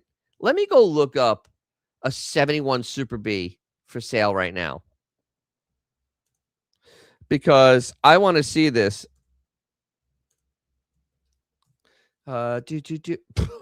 Jesus. 1971. Because I have seen a few of them sell lately, and it's not for that type of money. Let's see, classics. All right, classics.com. Let's see where we are. Yeah, okay. All right. So this is wow. This is eye-opening. Oh, here we go. So let's put a nail in this article here. On this story, whatever the hell it is. All right. So I know this car. I've seen this car. It was at Mecum, sold for $50,000. It's just a 383 car. This one asking at street side, 42,000. This one is, I think, a 6-pack car, 93,000, maybe a Hemi. 71, 94,000, 42,000. I'm not seeing any 20s here. I see a lot of big numbers. A lot of big numbers here. I'm not really seeing anything anything that I could actually afford. 71 Super Bs are really rare cars. So yeah. Here's this one, 50 Barrett Jackson. Barrett Jackson never gets big money. So let's see. No specs. Any specs on this car? It is can't find anything about it. All right. I don't see Hemi badges on it, so I'm assuming a 383 car. But yeah, so this is wait, here we go, up here. It's actually it's 383 car. So honest to God, this article probably should have done a little more research like I did for my video, because that this is actually embarrassing. This is not a $30,000 car. Not even by 78 Pontiac Fire. No way. They're not 25 grand anymore. I have no idea where this is hilarious. So how much do you think actually a real, a 78, Smoking the Bandit car is now? It's, in my humble opinion, I would think it would be less than 25,000, but I'd say maybe 30 to 35. Yeah, number 33,000, number 2. But then if you have hot engine there, you're up to almost 40. 4-speed. Amazing. Now you're over 40. I mean, if you have these options in this car, that's even in number 2, that's like a $45,000 car. Let's see. G Canada. Dennis, have you seen the videos of guys spending large at auctions and getting totally scammed on a redone car? Oh, absolutely. That actually turned me on to Dead Dodge Garage because there was a Charger RT that they literally used compression fittings in the brake lines. I mean, this car sold for $110,000. My friend Merritt, they yes, Sky Spectre, but that's a Smokey and the Bandit car. People want that car. They want that car. I don't know why they want it because Smokey and Bandit. But That's my fun, friend kind of. Merritt, he has a shop there, and somebody brought over this Charger. It's a Charger RT they bought at an auction. They had hardware nuts and bolts holding the parts of the car on. Swear to God, the rear trim panel was held on with this, the screws you use to hold your screen door together. Those 5/16. That's what was holding the rear valance on. And this car sold for over $100,000. That's shady's an understatement. Oh, the 1968 Firebird was friggin' phenomenal looking car. Same thing, Trans Am, phenomenal looking car. Yeah, absolutely gorgeous. That was a gorgeous car. So, yeah, but first of all, no one wants one of these Camaros. Do you know anybody that wants a 74 Camaro? No, I could see a 70, the very first 70, Or 71. 72. Absolutely. Even 72. I can make an argument. Correct. Yep. 74? Right. Nobody wants this car. No. And they're saying that they're getting 24. I wouldn't give you 10. No. Nobody That's wants how I feel this. about Smokey. I hate to say it, but.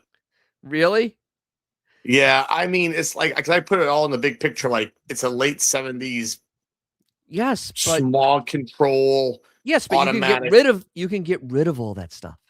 I know. It's just there's a quality. I mean, it's a good looking car. Don't get me wrong, and it's definitely nostalgic. But to each their own. It's cool. I'm not even gonna look that one up. This is insane. All right, so a 74 Challenger, which is the last year, and they're showing a rally here, which is 340 car. It actually could be 318 car. That's sharp looking. That is good looking. Yeah, with the sad mouth. Nobody liked the 72 on the sad mouth. And Chrysler had such little interest in the E-bodies after 72. They didn't change the suspensions on it. It never got the isolator suspension up front. It still used the same torsion bar setup that my car has. It's 73 went to a different type of torsion bar setup, was isolated. No isolators on these cars because they didn't care. They knew they had a flop on their hands. They just kind of just keep making them. You can get the over 24,000. Really a lot of. All right, let's look this up because Challengers are expensive. I don't know where you looking these cars up, but obviously they probably took a thing from years ago. All right, 74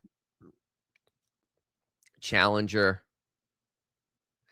Okay, I guess 27. There was a 360 that year. So if it has 360, you're over 30. Yeah, I guess, but I in the real world, you're not going to see any cars. You're not going to see any Challengers for this type of money if they're done. You're just not. Challengers are stupid expensive. Just there's supposedly Mecum is, and we'll have to talk about it in May. There's supposed to be a lot of Challengers going through, and you're going to see the insanity of Challengers. It's just going to be bad. It's just really yes, here it says those, but when you actually go try to look for one, it's like one in this condition. Somebody would put it honestly, if this car was being sold at say one of those places, the consignment places, they would probably put $50,000 on this. Yeah, and they would probably take 40.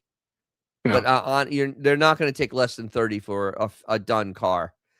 Not on a Challenger. The thing is, the difference between 70, the 71 and the 72 is literally just the grille and the taillights. There's nothing else different about the car. So honestly, that's why people have started figuring out it's the same damn car. So you can take this 74 and you can put a 440 in it because it still fits. It still drops right in. There's no modification needed. It fits in the car. So that's why these cars just have massive value. And I just don't see anybody buying a finished one for under $30,000. No. I just can't. There's just no way, no how. So just I just yeah, no. Now, 71 Nova SS. Is there really that much love for this car? What does everybody think out there? Is there a lot of love for this car? Not Because me. I mean, people used to have them because they were cheap. I remember when I growing up, Yeah. people had these cars. They would take 327s. They always want small block in it because it was just such a small car. Putting a like 454 in this or 454 in this was got a little scary because that was a lot of weight on the nose and a tiny car. So people put 327s in them, but they were much faster. They were very fast because they were light. They would run, but I just don't see this as a car people are running for.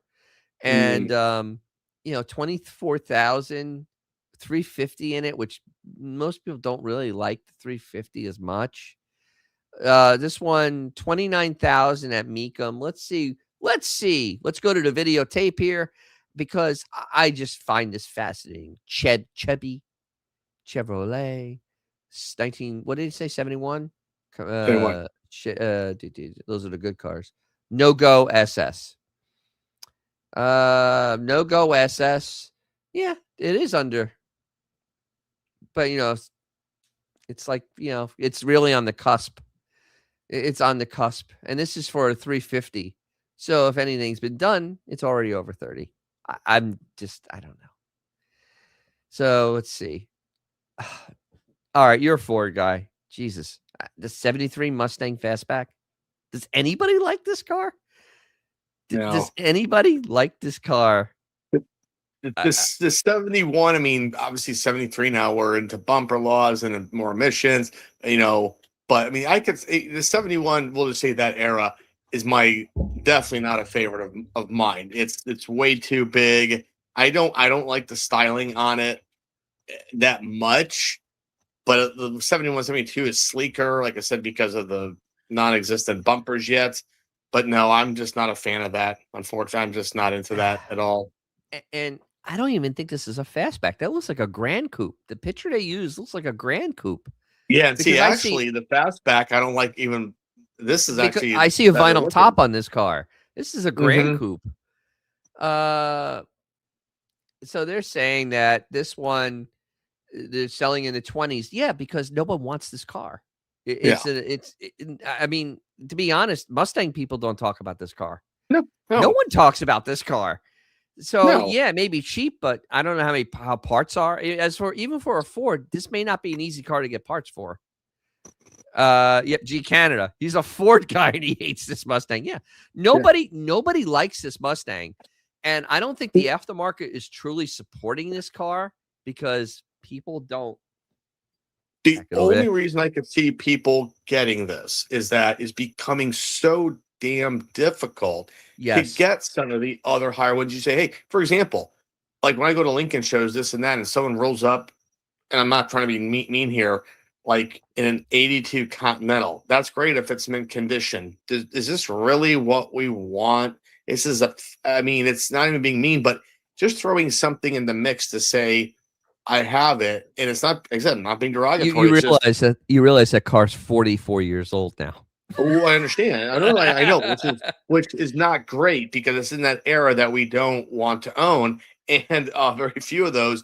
But the only reason I could see someone saying, you know what, it's still overall a good looking that era early 70s car, and it has a pop to it, and if they can get it cheap and do some mods on it, they at least have technically a somewhat classic Mustang. And I'm being very liberal because I'm not going to trash the car. It's just not a popular style. So here we go. Another car that nobody nobody likes. I mean, honestly, Ford and Mercury guys. I mean, these cars don't bring money for a reason, Is and that a these cars is that a actually Cougar? no, it's What is a that? Cyclone, a Oh, Cyclone okay, with the 390 in it, which the 390 is the engine that most people just don't want. The 390 has so much torque, and it just it runs out of well, they steam put that above in. They put 4,500. that in everything. That was like the quintessential 350, you might say, of Yes, many of Fords in that era. yes, absolutely, it is, and it was it's a good engine, but as a fun engine, not But really. but but and the old saying goes, I mean, it was, and now that I'm thinking more about this, it was like Mercury's attempt to or for pardon me to make a luxury kind of sort of muscle car. And Yes, as the old saying goes, it's things are, it's rare because no one wanted it when it was new either. yes. So I'm just not a fan of that kind of look. That's just Most me. most people most people aren't. The Yeah. the thing is, the Torino was it? No, it was it was the Torino and the Mhm. Talladega. It had Yeah. that same shape, Yeah. and I mean, it was good at NASCAR. I mean, it was good at NASCAR, but it on this for sales, actually, the Ford midsize during the late '60s were horrible. I mean, they Yeah. were they literally. I think they were in last place for midsize. I honestly think they got outsold by AMC because They made no some one wanted great. their what, No, just go ahead. Go ahead. I'll tell you. I'll wrap it but up. nobody Go ahead. wanted their midsize cars because they Well, just weren't as stylish and no, it, they it, to me, like 60. I'm talking Fords here overall, not Lincolns. Big Fords, Mercury. That's 67, 68 is like to me. And they were very Lincoln-esque kind of looking, very good quality, mhm. really nice interiors. But then like 69, like I knew something that had a 68. I don't know if it was a Torino or not. I really forgot, but it was a great looking fastback. But it was a very 68 Ford look that was awesome, and a beautiful turquoise, or that deep teal turquoise Right. color. And I forgot the darn actually, but it was really a great car. But it was that fastback look. And I'm just like I said, that's just not my thing. But you go into 69, 70, and it got too bulbous like that. Correct. Correct. Yeah, Like so you saw that GS that you should, like Grand Sport. That yeah. 67 look to me is like my favorite of the 60s kind of style car. When they Y started, even we'll take Lincoln, the 68, 60, like my coupe, 67 yeah. has that kind of crisp look. 68 went to a formal, it got that bulb. It just, I don't care for it. Let's be honest, Fords are ladies' cars.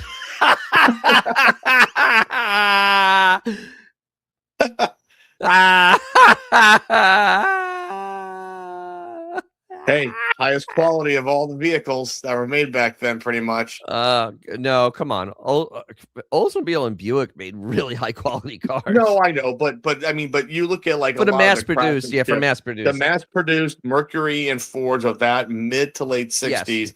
But then, like anything, I mean, the doors shut, the seams, Yeah, yeah. the gaps, a lot different. But that look right there is, I think, a crisp 60s design. I just don't Yeah. like that bubbly fastback thing that everyone went to.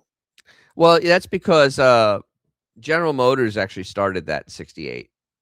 Yeah, Literally, because there was the next thing sure. coming, and they did do it, and then everybody copied it by '69, '70 Yeah, because that's where the Duster and the Demon came from.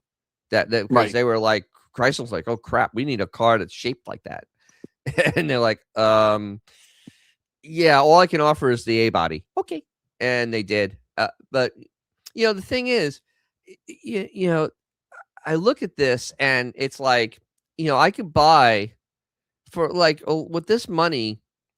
I could, this car you can't buy, but you could buy like a 340 Duster or a 340 Demon. Well, you used to you used to be able to buy them for under 30. Now they're like 50. I actually saw one for 100. 340 car, Demon, A body, built like garbage, rides like garbage. Yeah. Horrible, horrible car. And I mean, it's just really weird that Was that the end of the list? Was that the end of the that's it. list? That was it. The Mercury at Oh the no. end. Wait, was That it the no. end? Hold on. Let me go. Maybe Yeah. there's no. I'm sorry. There is more.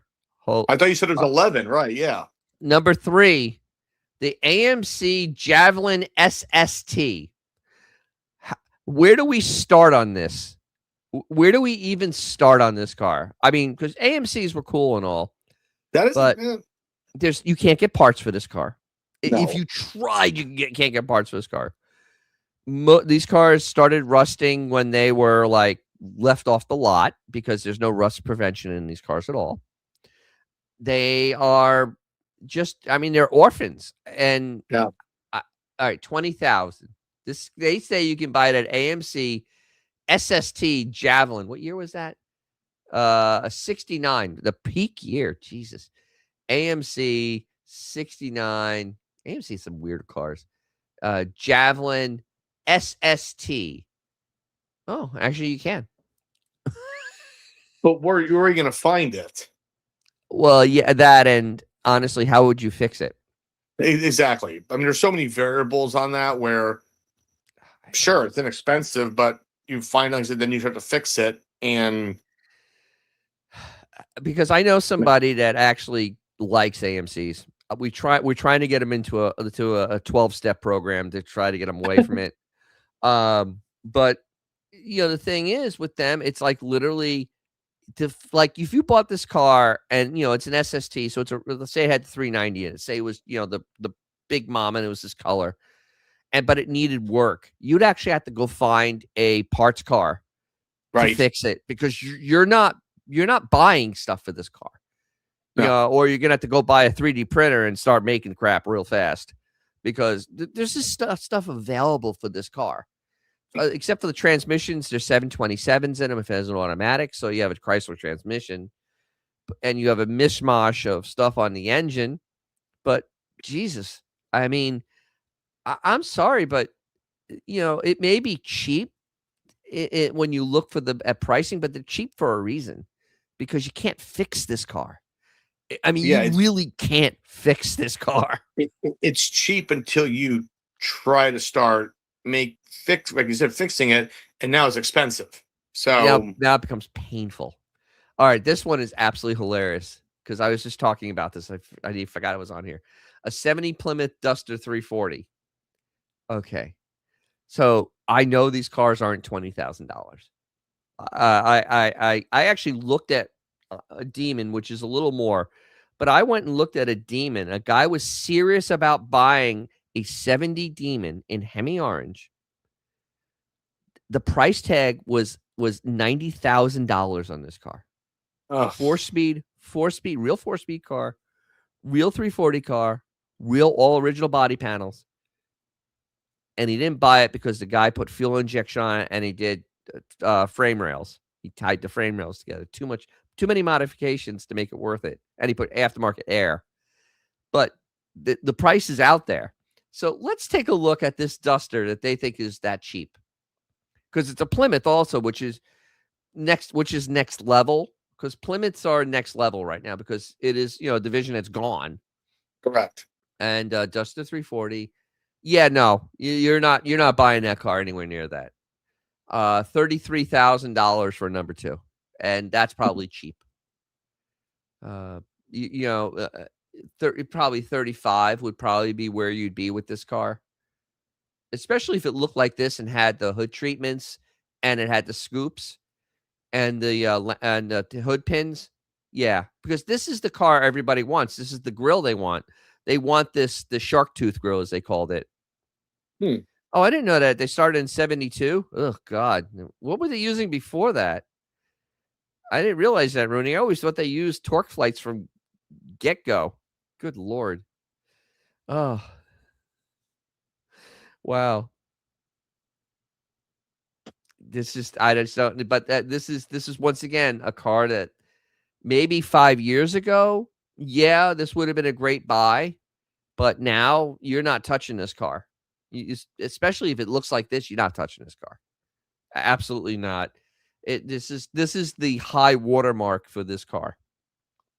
Because in 71 on the 340 they went to the Thermoquad, the 1 year only Thermoquad with the press in.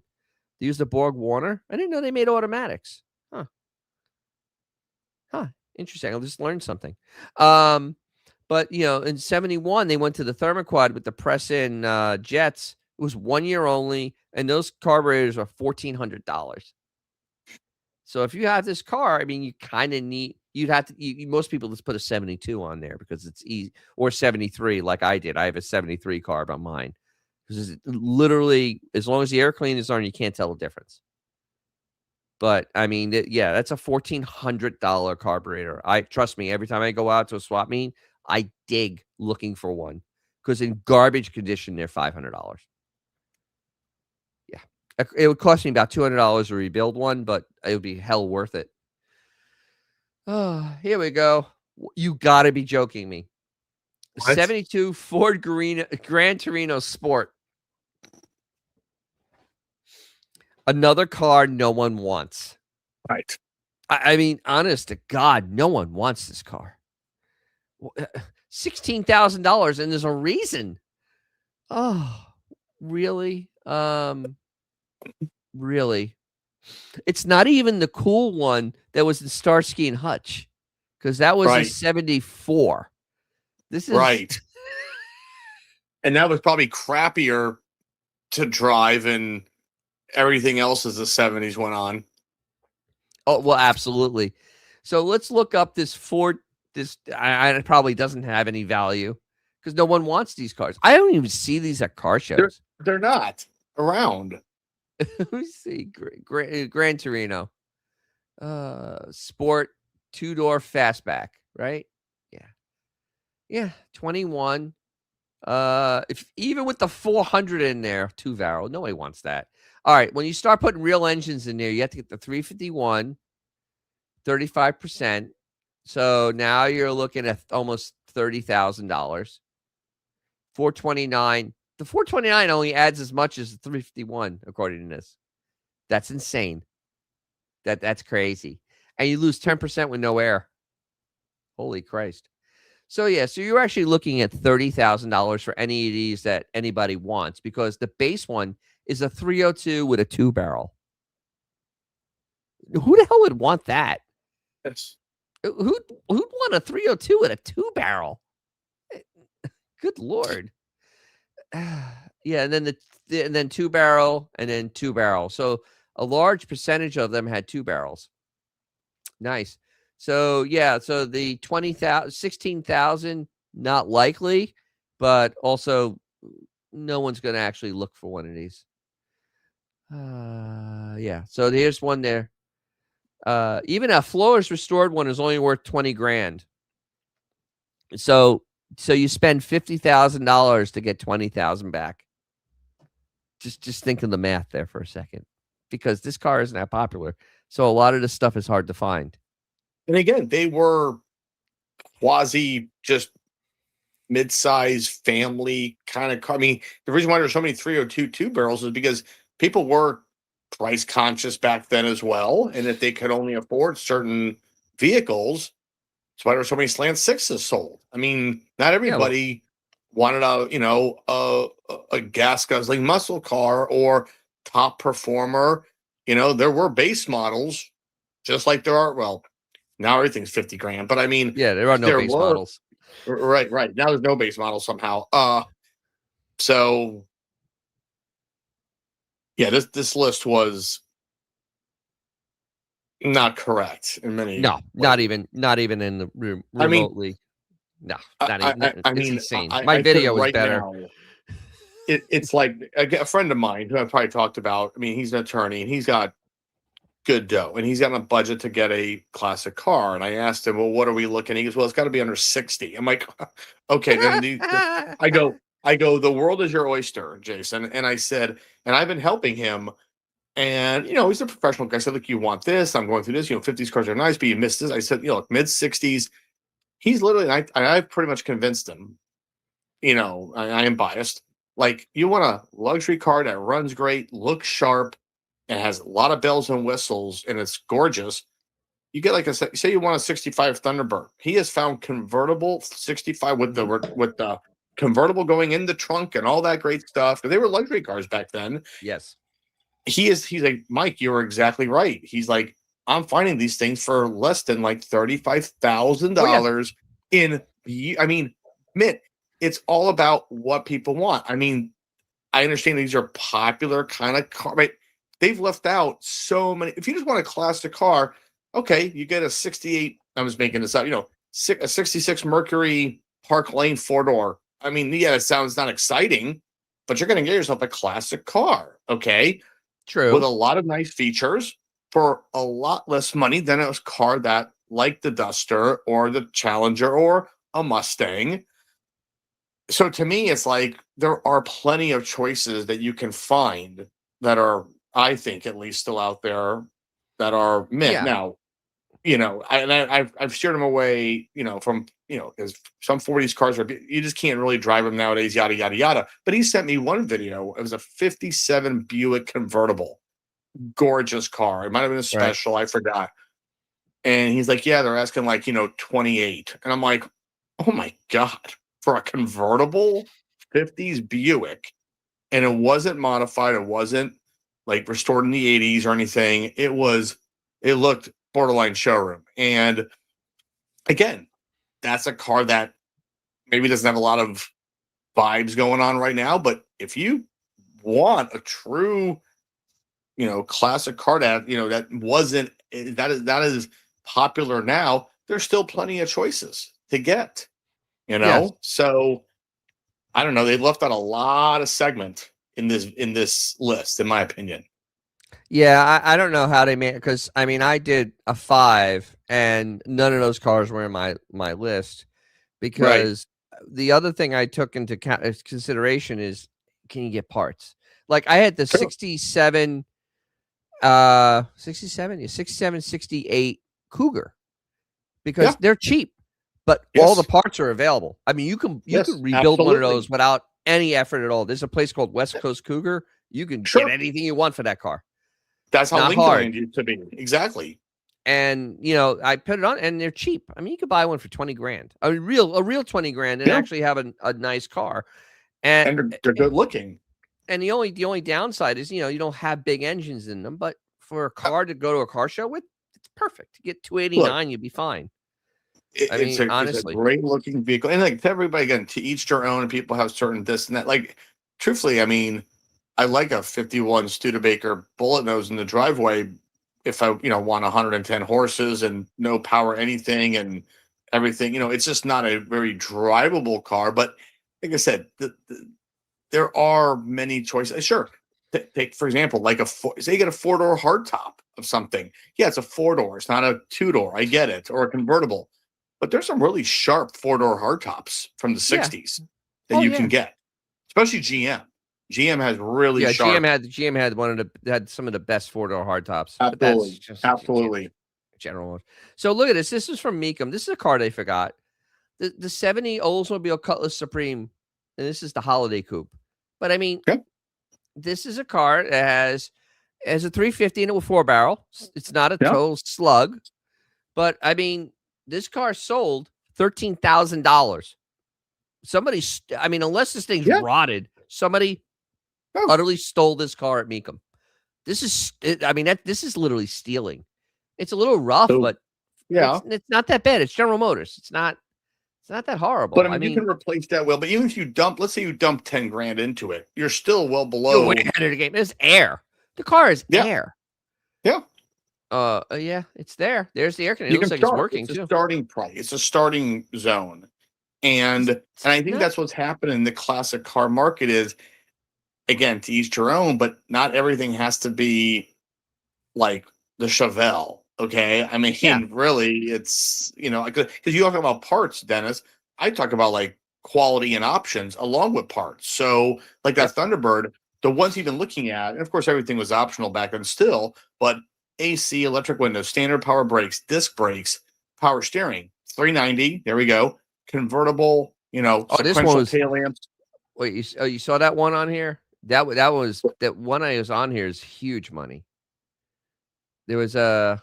Was that no? It was at the top. And I'm only using just one example of what, even if you dropped 40,000 on that car, he's looking at like primo stuff here. Mm-hmm. I But for lost a it. budget, that 13 grand, hey, That's a start hell of having a some car. fun with it. Start having fun. It's a two-door hardtop. Okay, Cutlass Supreme. That's a classic name, and you can have a lot of fun with that. And it's pre-bumper, pre-emission. Can't go wrong. No, I mean, so there's still some stuff out there that's not bad. So No. yeah, and that's why this list is insane. Oh wow, Yeah. How much? 9,900. Oh Jesus. Oh, here we go. My uncle had one of these. These are collectible as hell now. 73 Celica Wow. ST. It's not even a GT. He had a GT.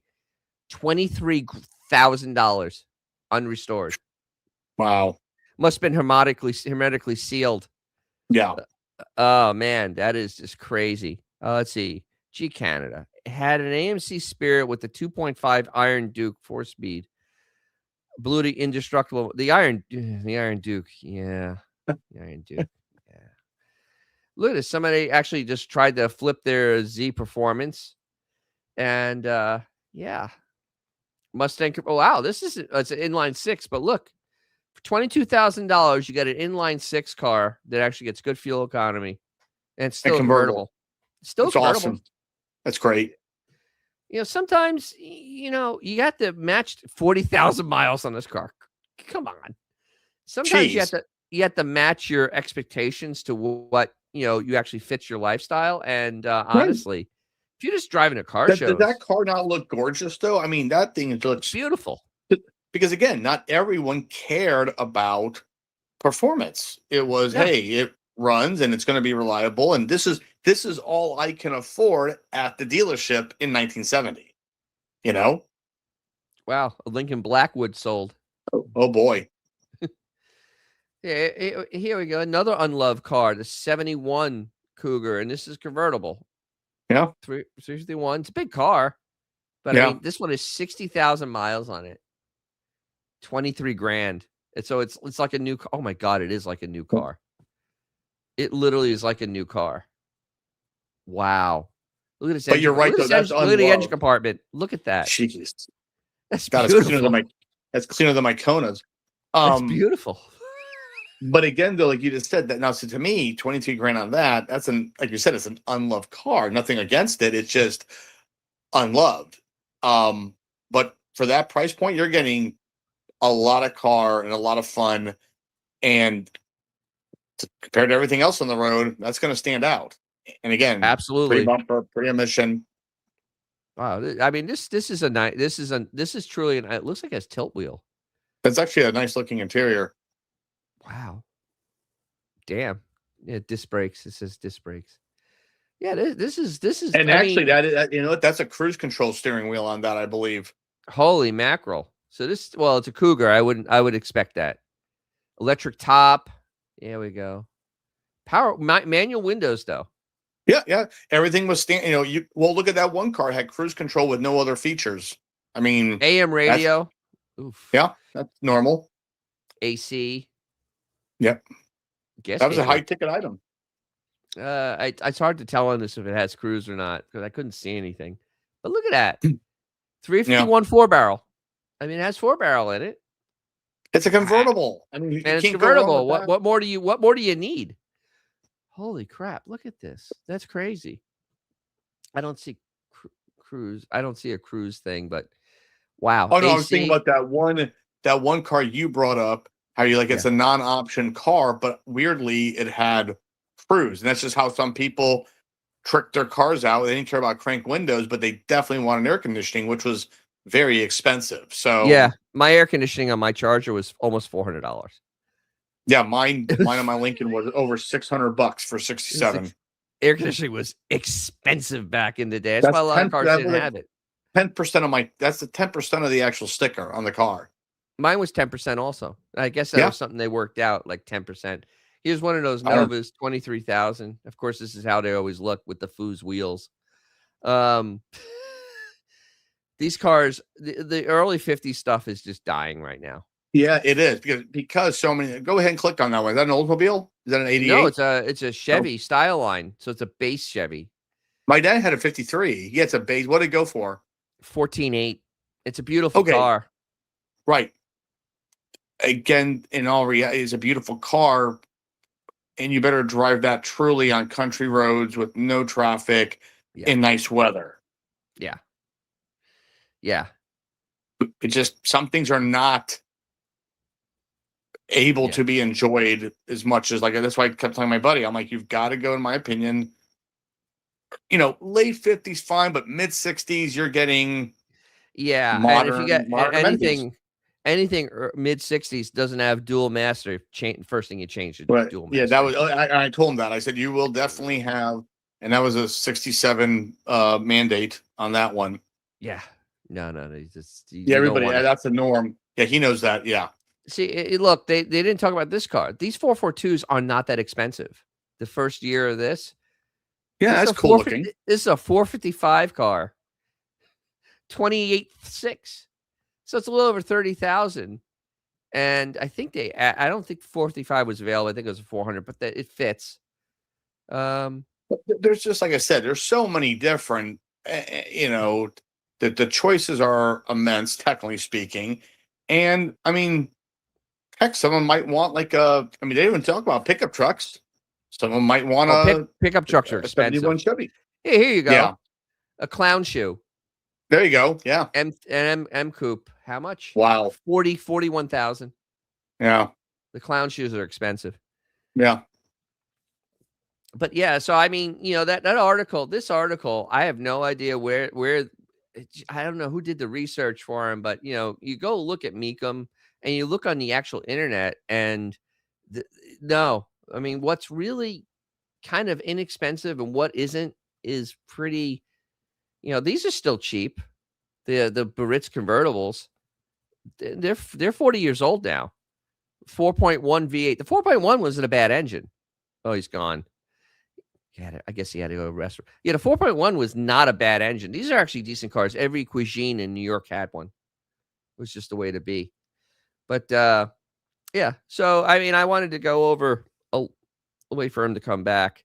I wanted to go over a bunch of classics because I'm kind of neglecting it a little bit, and it's been kind of fascinating. These are coming back. These are starting to come into the thing. The mid 70s Lincolns. 11 grand. Look at this car. That's beautiful. Just need a garage gigantic enough to park it.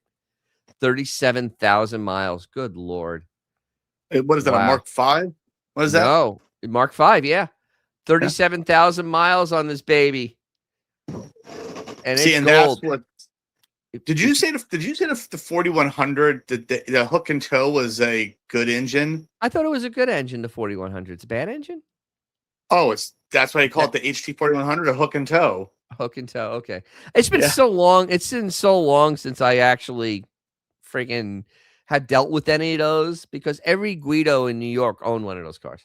Now as the years went by and typical GM, as it went along its life, it did get a lot better. In fact, 85 was pretty long. Yeah. Long. Yeah.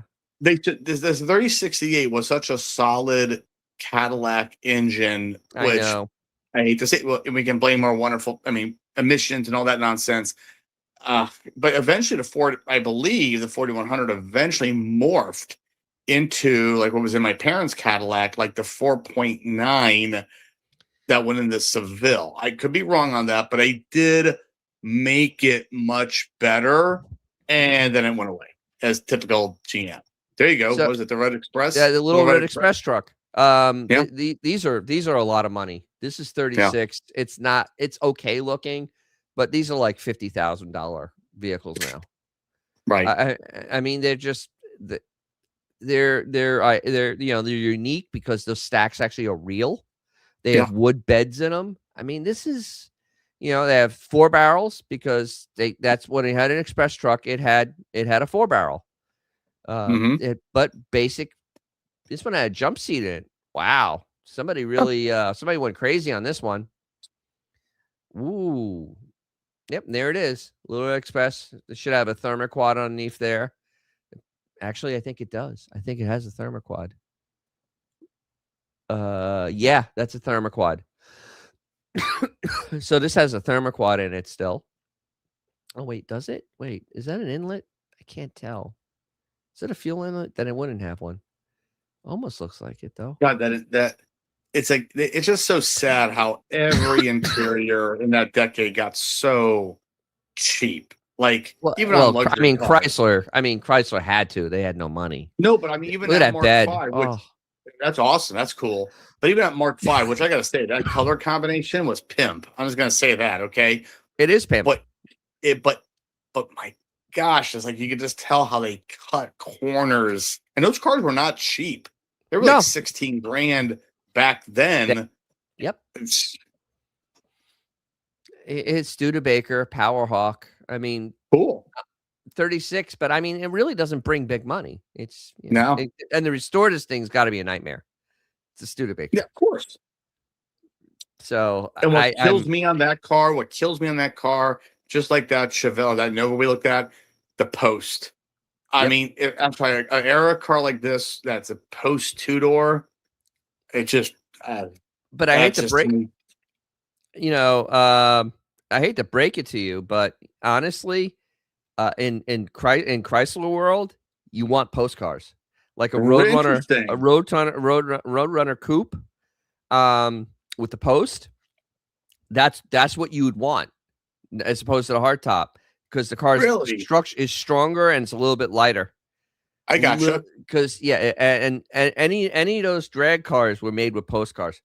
Really? And to try to find a Dart, mid 60s, late 60s Dart post car is really hard now because a lot of them Amazing. got made into drag racers because they're light and strong. Yeah, Fancy You know, Boy wants hardtops only. That's right. absolutely. Absolutely. Over Damn there right. with his Lincoln. That's right. Sorry. It's all about Yeah, class and flash fancy and pants over there. absolutely. Fancy Hey, pants. that damn right. But Like I said, yeah, that's the point. Like I said, when you're buying a car and you look at the features and things, you're like, why would I spend X amount here for a car that was like 2,500 back in the day, or I could afford this one that, when today's money would be $60,000, and you're getting all the bells and whistles of a modern vehicle to an extent. It's a no-brainer when it comes to a classic car. You want all, to me, the niceties that we still no, use, many of them today. that's not the way I want an old car. I want an old car to So, be time. Like I wouldn't mind owning a Super B. Super B, if it had carpet, it well, was an that's different. upgrade. I'm just saying, but I'm saying as far as some things go, if you can get power steering, power brake, you want the features that we still can enjoy today that make the car a lot more drivable in the modern era. I think this car's been tried to be sold a few times. This and an 8800. I don't know what's wrong with this Thunderbird, but I swear to God, I've seen this car being sold a few times. You know what my favorite car on that list was, Dennis, actually? My What? favorite car on that list was actually the 74 Charger. There's a 74 Charger on here? Oh, yeah, No, no, no, no, there's no, no, no. Challenger. There's 74 Challenger, Challenger. sorry, 74 Challenger. That to me was the sharpest car on that list. That I was, if It someone said, is. Mike, you got to buy one here, of all those vehicles, that's exactly what I'd No, buy. to me, this one's really close because this has That's a fine, no. shark tooth. But what I'm saying is to each their own, because the styling on it, and But yeah, I mean, that's a good looking car. yeah. Yeah. And then the other one is a high contender. Oh, that of course is gorgeous. Yeah, that's gorgeous. No bias there. And this is actually a pretty good car. I like it. That's beautiful. That's sharp. Yeah. But yeah, I obviously I'm gonna gravitate toward this one because it's shaped just like mine. Yeah. So But that's a good looking car though. Still, that's still yeah, a great design. Yeah, this is Yeah, this it's a shame that it didn't sell very well, but by 71, and it just became a submodel, and honestly, it made no differentiation between that and like you know uh, a regular charger, like a regular charger with a 383 in it. It really was like a Charger 500. You can get a 383. It was like, okay. So they actually kind of screwed the marketing up on this car by making it a charger. So Hmm. yeah, yeah. Well, So, my problem is I'm you've known this for a long time. It's like, hey, beer, champagne drinking with beer pockets over here. So, exactly. so and believe me, I know that when it comes to fixing brake boosters and all those great features I do love, no, they're much tougher to work on nowadays because they weren't really around back No, then. They were, I mean, no, very select cars. So and yeah, that's the rub. why I always do. If I do videos on like buying an old car or cars that were, I always take a lot of that in consideration because there's some Sure. cool old cars, but if you can't get parts for it, Nope. You're done. you're kind of stuck. And Yeah. even if you have a car that's complete, once again, you may have to buy something for it, and you're going to be like, and that's where you have to look at support and whatnot. And yeah, support is not really great right now. And the only Yeah. thing is going to be 3D printing for a lot of the stuff. Um, and I think that that's going to be one of those things is where the 3D printing for a lot of the items is going to actually fix the market in a lot of ways. It's just the one thing that they had to do because somebody commented they couldn't get a rim blow steering wheel for a '69 Cadillac because 1 year Heck only. no. No, Um, those things were breaking within 2 years of them being new. unobtainium. Titanium, And right? and the thing is though, but that's where 3D printing can come in hand because if they actually can make it where it becomes super rigid and hard, you could make a Right. steering wheel. Or Right. at least Yeah, make the parts absolutely. of the steering wheel and then assemble it together, or you can there's so many ways you can actually use technology to make some of this stuff that doesn't exist. Yeah. And that's honestly, that's the only going forward, I think that's the only way that the hobbies go with in any capacity. I don't care if it's a 1980s car or a 1960s car, is being able to make parts yourself Sure. because the car companies, they have varying degrees of support. Ford and General Motors are pretty good. Toyota actually is pretty good. Uh, Fiat actually is pretty good, but the rest of Stellantis is garbage. I mean, the old Chrysler Group, there's no support for the old cars, and you're kind of on your own. And if you have something that's like an AMC, you're completely out of luck. I mean, you're just up the creek without a paddle at that point. Right. And so that's why a lot of being able to like I'm actually seriously going to look into how to manufacture the centerpieces for the thermoquad, the phenolic body, because there has to be a material I can print out of that can take heat. And if I can just get a layout of to do the fuel wells, I can print it all in one piece and get rid of all the shortcomings of that thing. Right. Oh, it's going to keep Uh, it being. Go ahead. 20 non-production windshield. Windshields are a weird thing. Like windshields for my Charger are readily available. Like a lot of the Dodge products, they're readily available. Uh, but then again, some stuff that's not that common.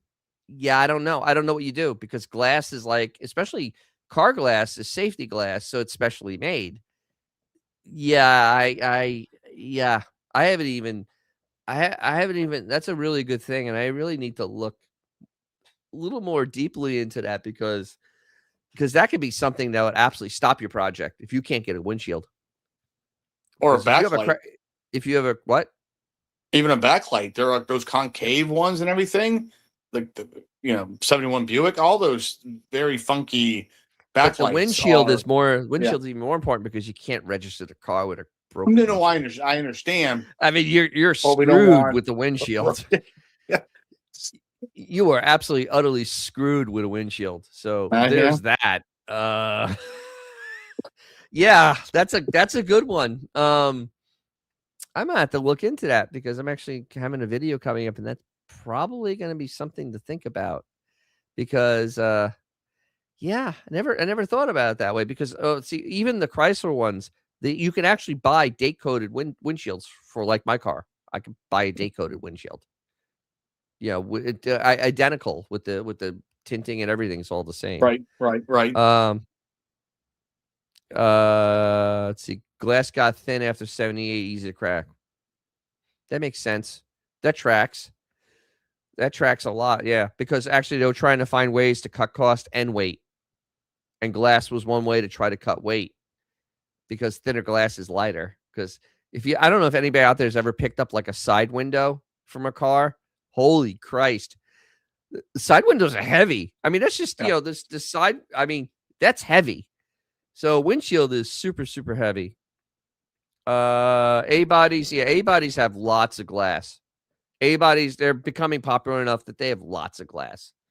They're a bitch to put in, but yeah, they have lots because through the 60s, Chrysler used this wacky setup with the A bodies, and actually all their cars would add a rubber seal, and the A bodies had one either it had the locking strip or no locking strip, but you still had to force it into the rubber. And yeah, my friend's about to do one on his altered wheelbase Dart. And yeah, I don't envy him. I said just pay whatever the guy's going to charge you to come put it in, just pay him because you don't want to wrestle with that glass. You don't want to you 3M on glass. 3M on glass. What 3M? 3M Guardian. Okay. Oh yeah, I've seen that. I wonder how good that is. To laminate it? Yeah, like to put the protective cover. I've actually thought about that because I lost a windshield because of bad installation. Don't ever. All right, so this little hot take here, and this is for all you old car guys out there. Don't ever let them use the glue to glue your windshield in when it was calling for butyl tape. That window will crack within 200 miles. Literally, it'll crack within 200 miles because I had that happen to my car. The guy, I wasn't paying attention. The guy glued the window in on my Charger. I was driving down I-4 and I hit a bump. And of course, my A pillars are basically thinner than a lady's arm. And the whole thing shook and the window went and I had a crack straight up the windshield. Wow. Yeah. Absolutely 1000% that happened because they glued it in and the body shook. That old Chryslers have no rigidity in them. They really don't. So it let go. As soon as I went over that bump, I went, oh, I heard crack. I went, oh crap. And then it was nighttime and I went, oh, that's not good. Yeah. So the next time came, I said, yes, it's a show car. And that's the word you have to use. It's a show car because they're not supposed to use butyl anymore. So really? Yeah. So they're not, but it's like, it's a show car. And that's the way around it. They can butyl it in there because Jesus, you don't want that crap glue. Modern cars, that's all structural. That's made for rollover. So that's complete structural. It doesn't move. But my God. Yeah, that wasn't a thought process 60 years ago at all. No. Or your knees or anything else that's in the cabin. No. And the engine that might crush you. And the engine not coming into the passenger compartment. No. Right. or the steering wheel or the steering wheel spearing you. Exactly. That was also a real thing. Yeah.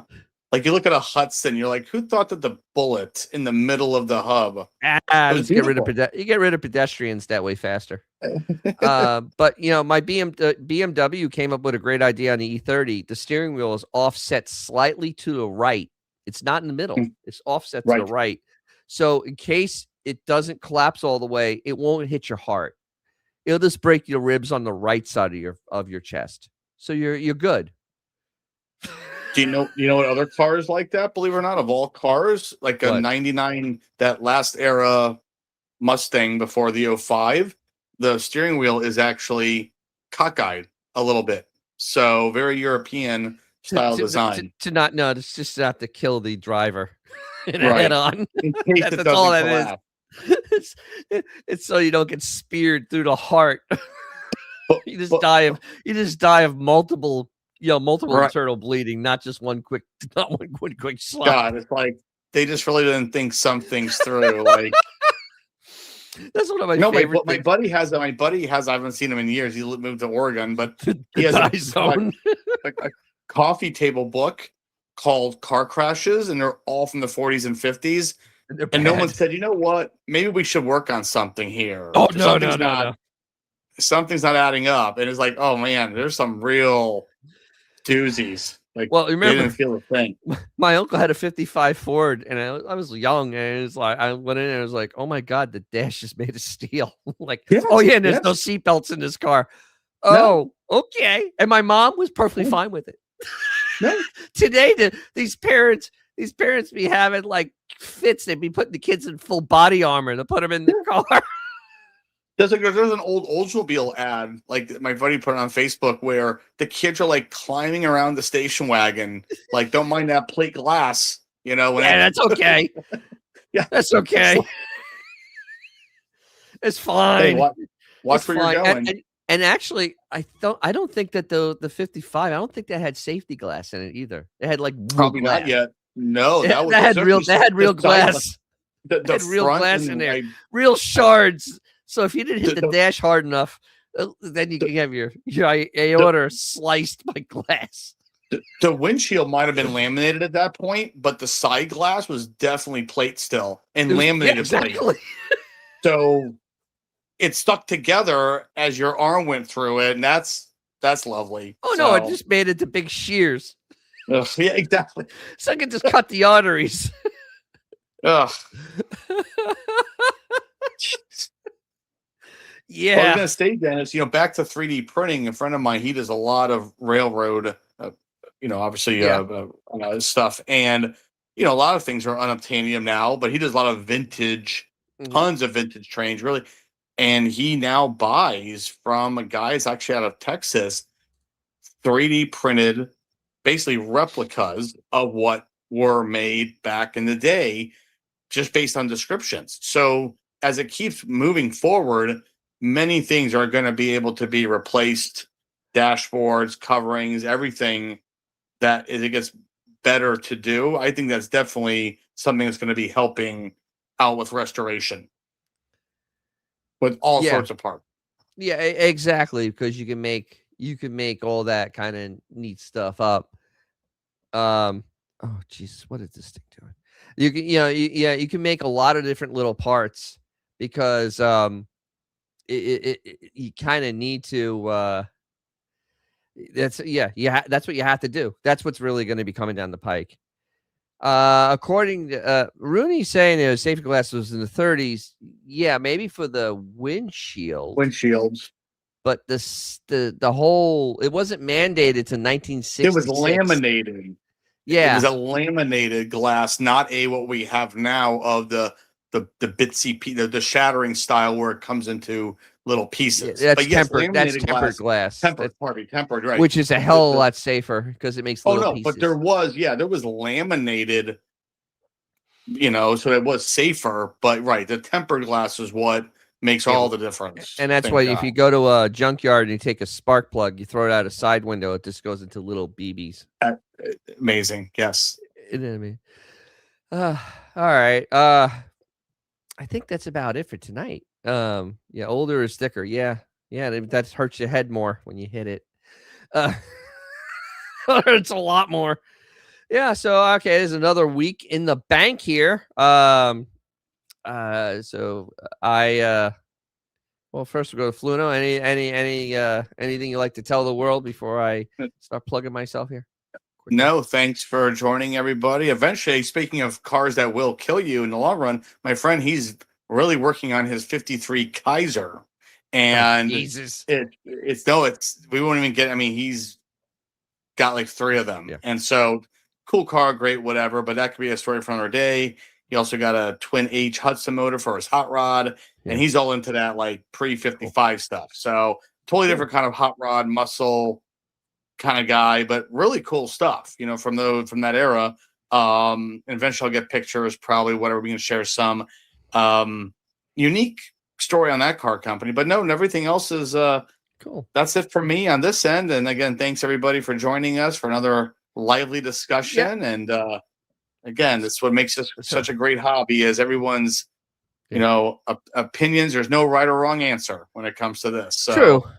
So yeah, on my channel, I just uploaded the ultimate guide to drum brakes. I mean, literally, it's the friggin' ultimate guide to drum brakes. It's psychotic. I felt psychotic actually doing it. It's 30 minutes long. It is insanity. Check that out, because if you want to learn everything about drum brakes, yeah, I got it there. Posted one last week in the comments. What'd you post?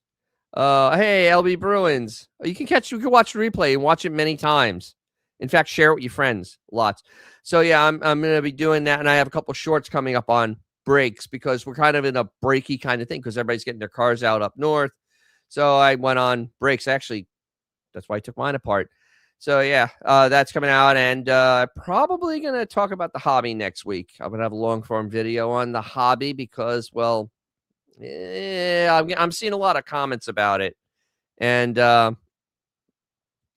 yeah, there's nothing like a good 100-mile-per-hour brake fade. Yeah, but see, the thing is, I'm not the biggest on drum brakes. I understand why you can leave them on there, but if you're gonna high performance, my uncle had a '69 Super B, bought it in 1970.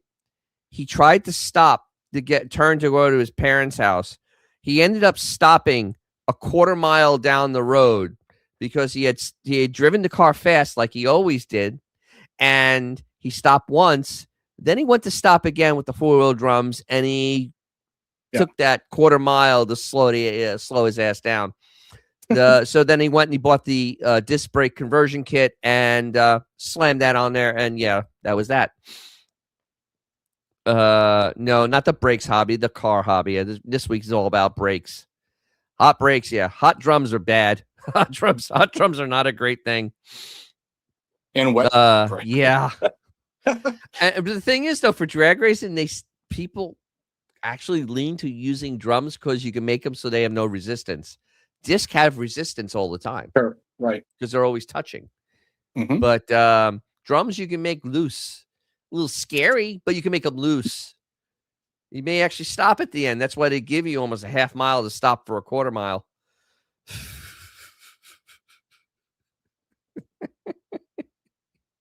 Yeah. So, yeah, so that's what's happening with the channel, and ain't nothing makes you a great driver like drums. Oh no, absolutely.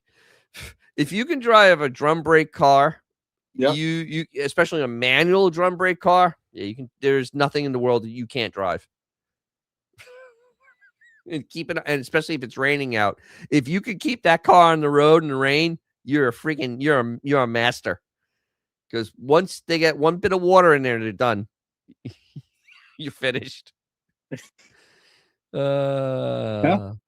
So they drove them for years. Yes, I mean, they did. People. I mean, and the speed limit was 70. Yeah. Go people figure. Just knew how to drive. They knew how to work with their machine they had. See, LB Bruins was going to be a stock car driver. That's why he drove a C bodies, or a stunt car. He drove big C bodies around like an animal with drum brakes. It's freaking crazy. I love every part of that. So thank you very much again. And as G Canada says, hit the like buttons, hit subscribe. Hey, you can even throw me like something for a cup of coffee, or maybe some RAM, because Christ, that's expensive, or maybe some gasoline, so I can get I can actually go to a car show. So just always, I'm not begging for it, but kind of asking. So just check out those videos, check out that whole thing I did on First Brands, because it's pretty complete, and share it with your friends, share it with your enemies, share it with your family. And as usual, if you have something, I should. Maybe you should start the thing and break the ice. Oh no, they're moving to South Carolina, not Florida. Okay, good. At least there's a couple less people in Florida. South Carolina's nice. I'll be up there a lot too. So yep.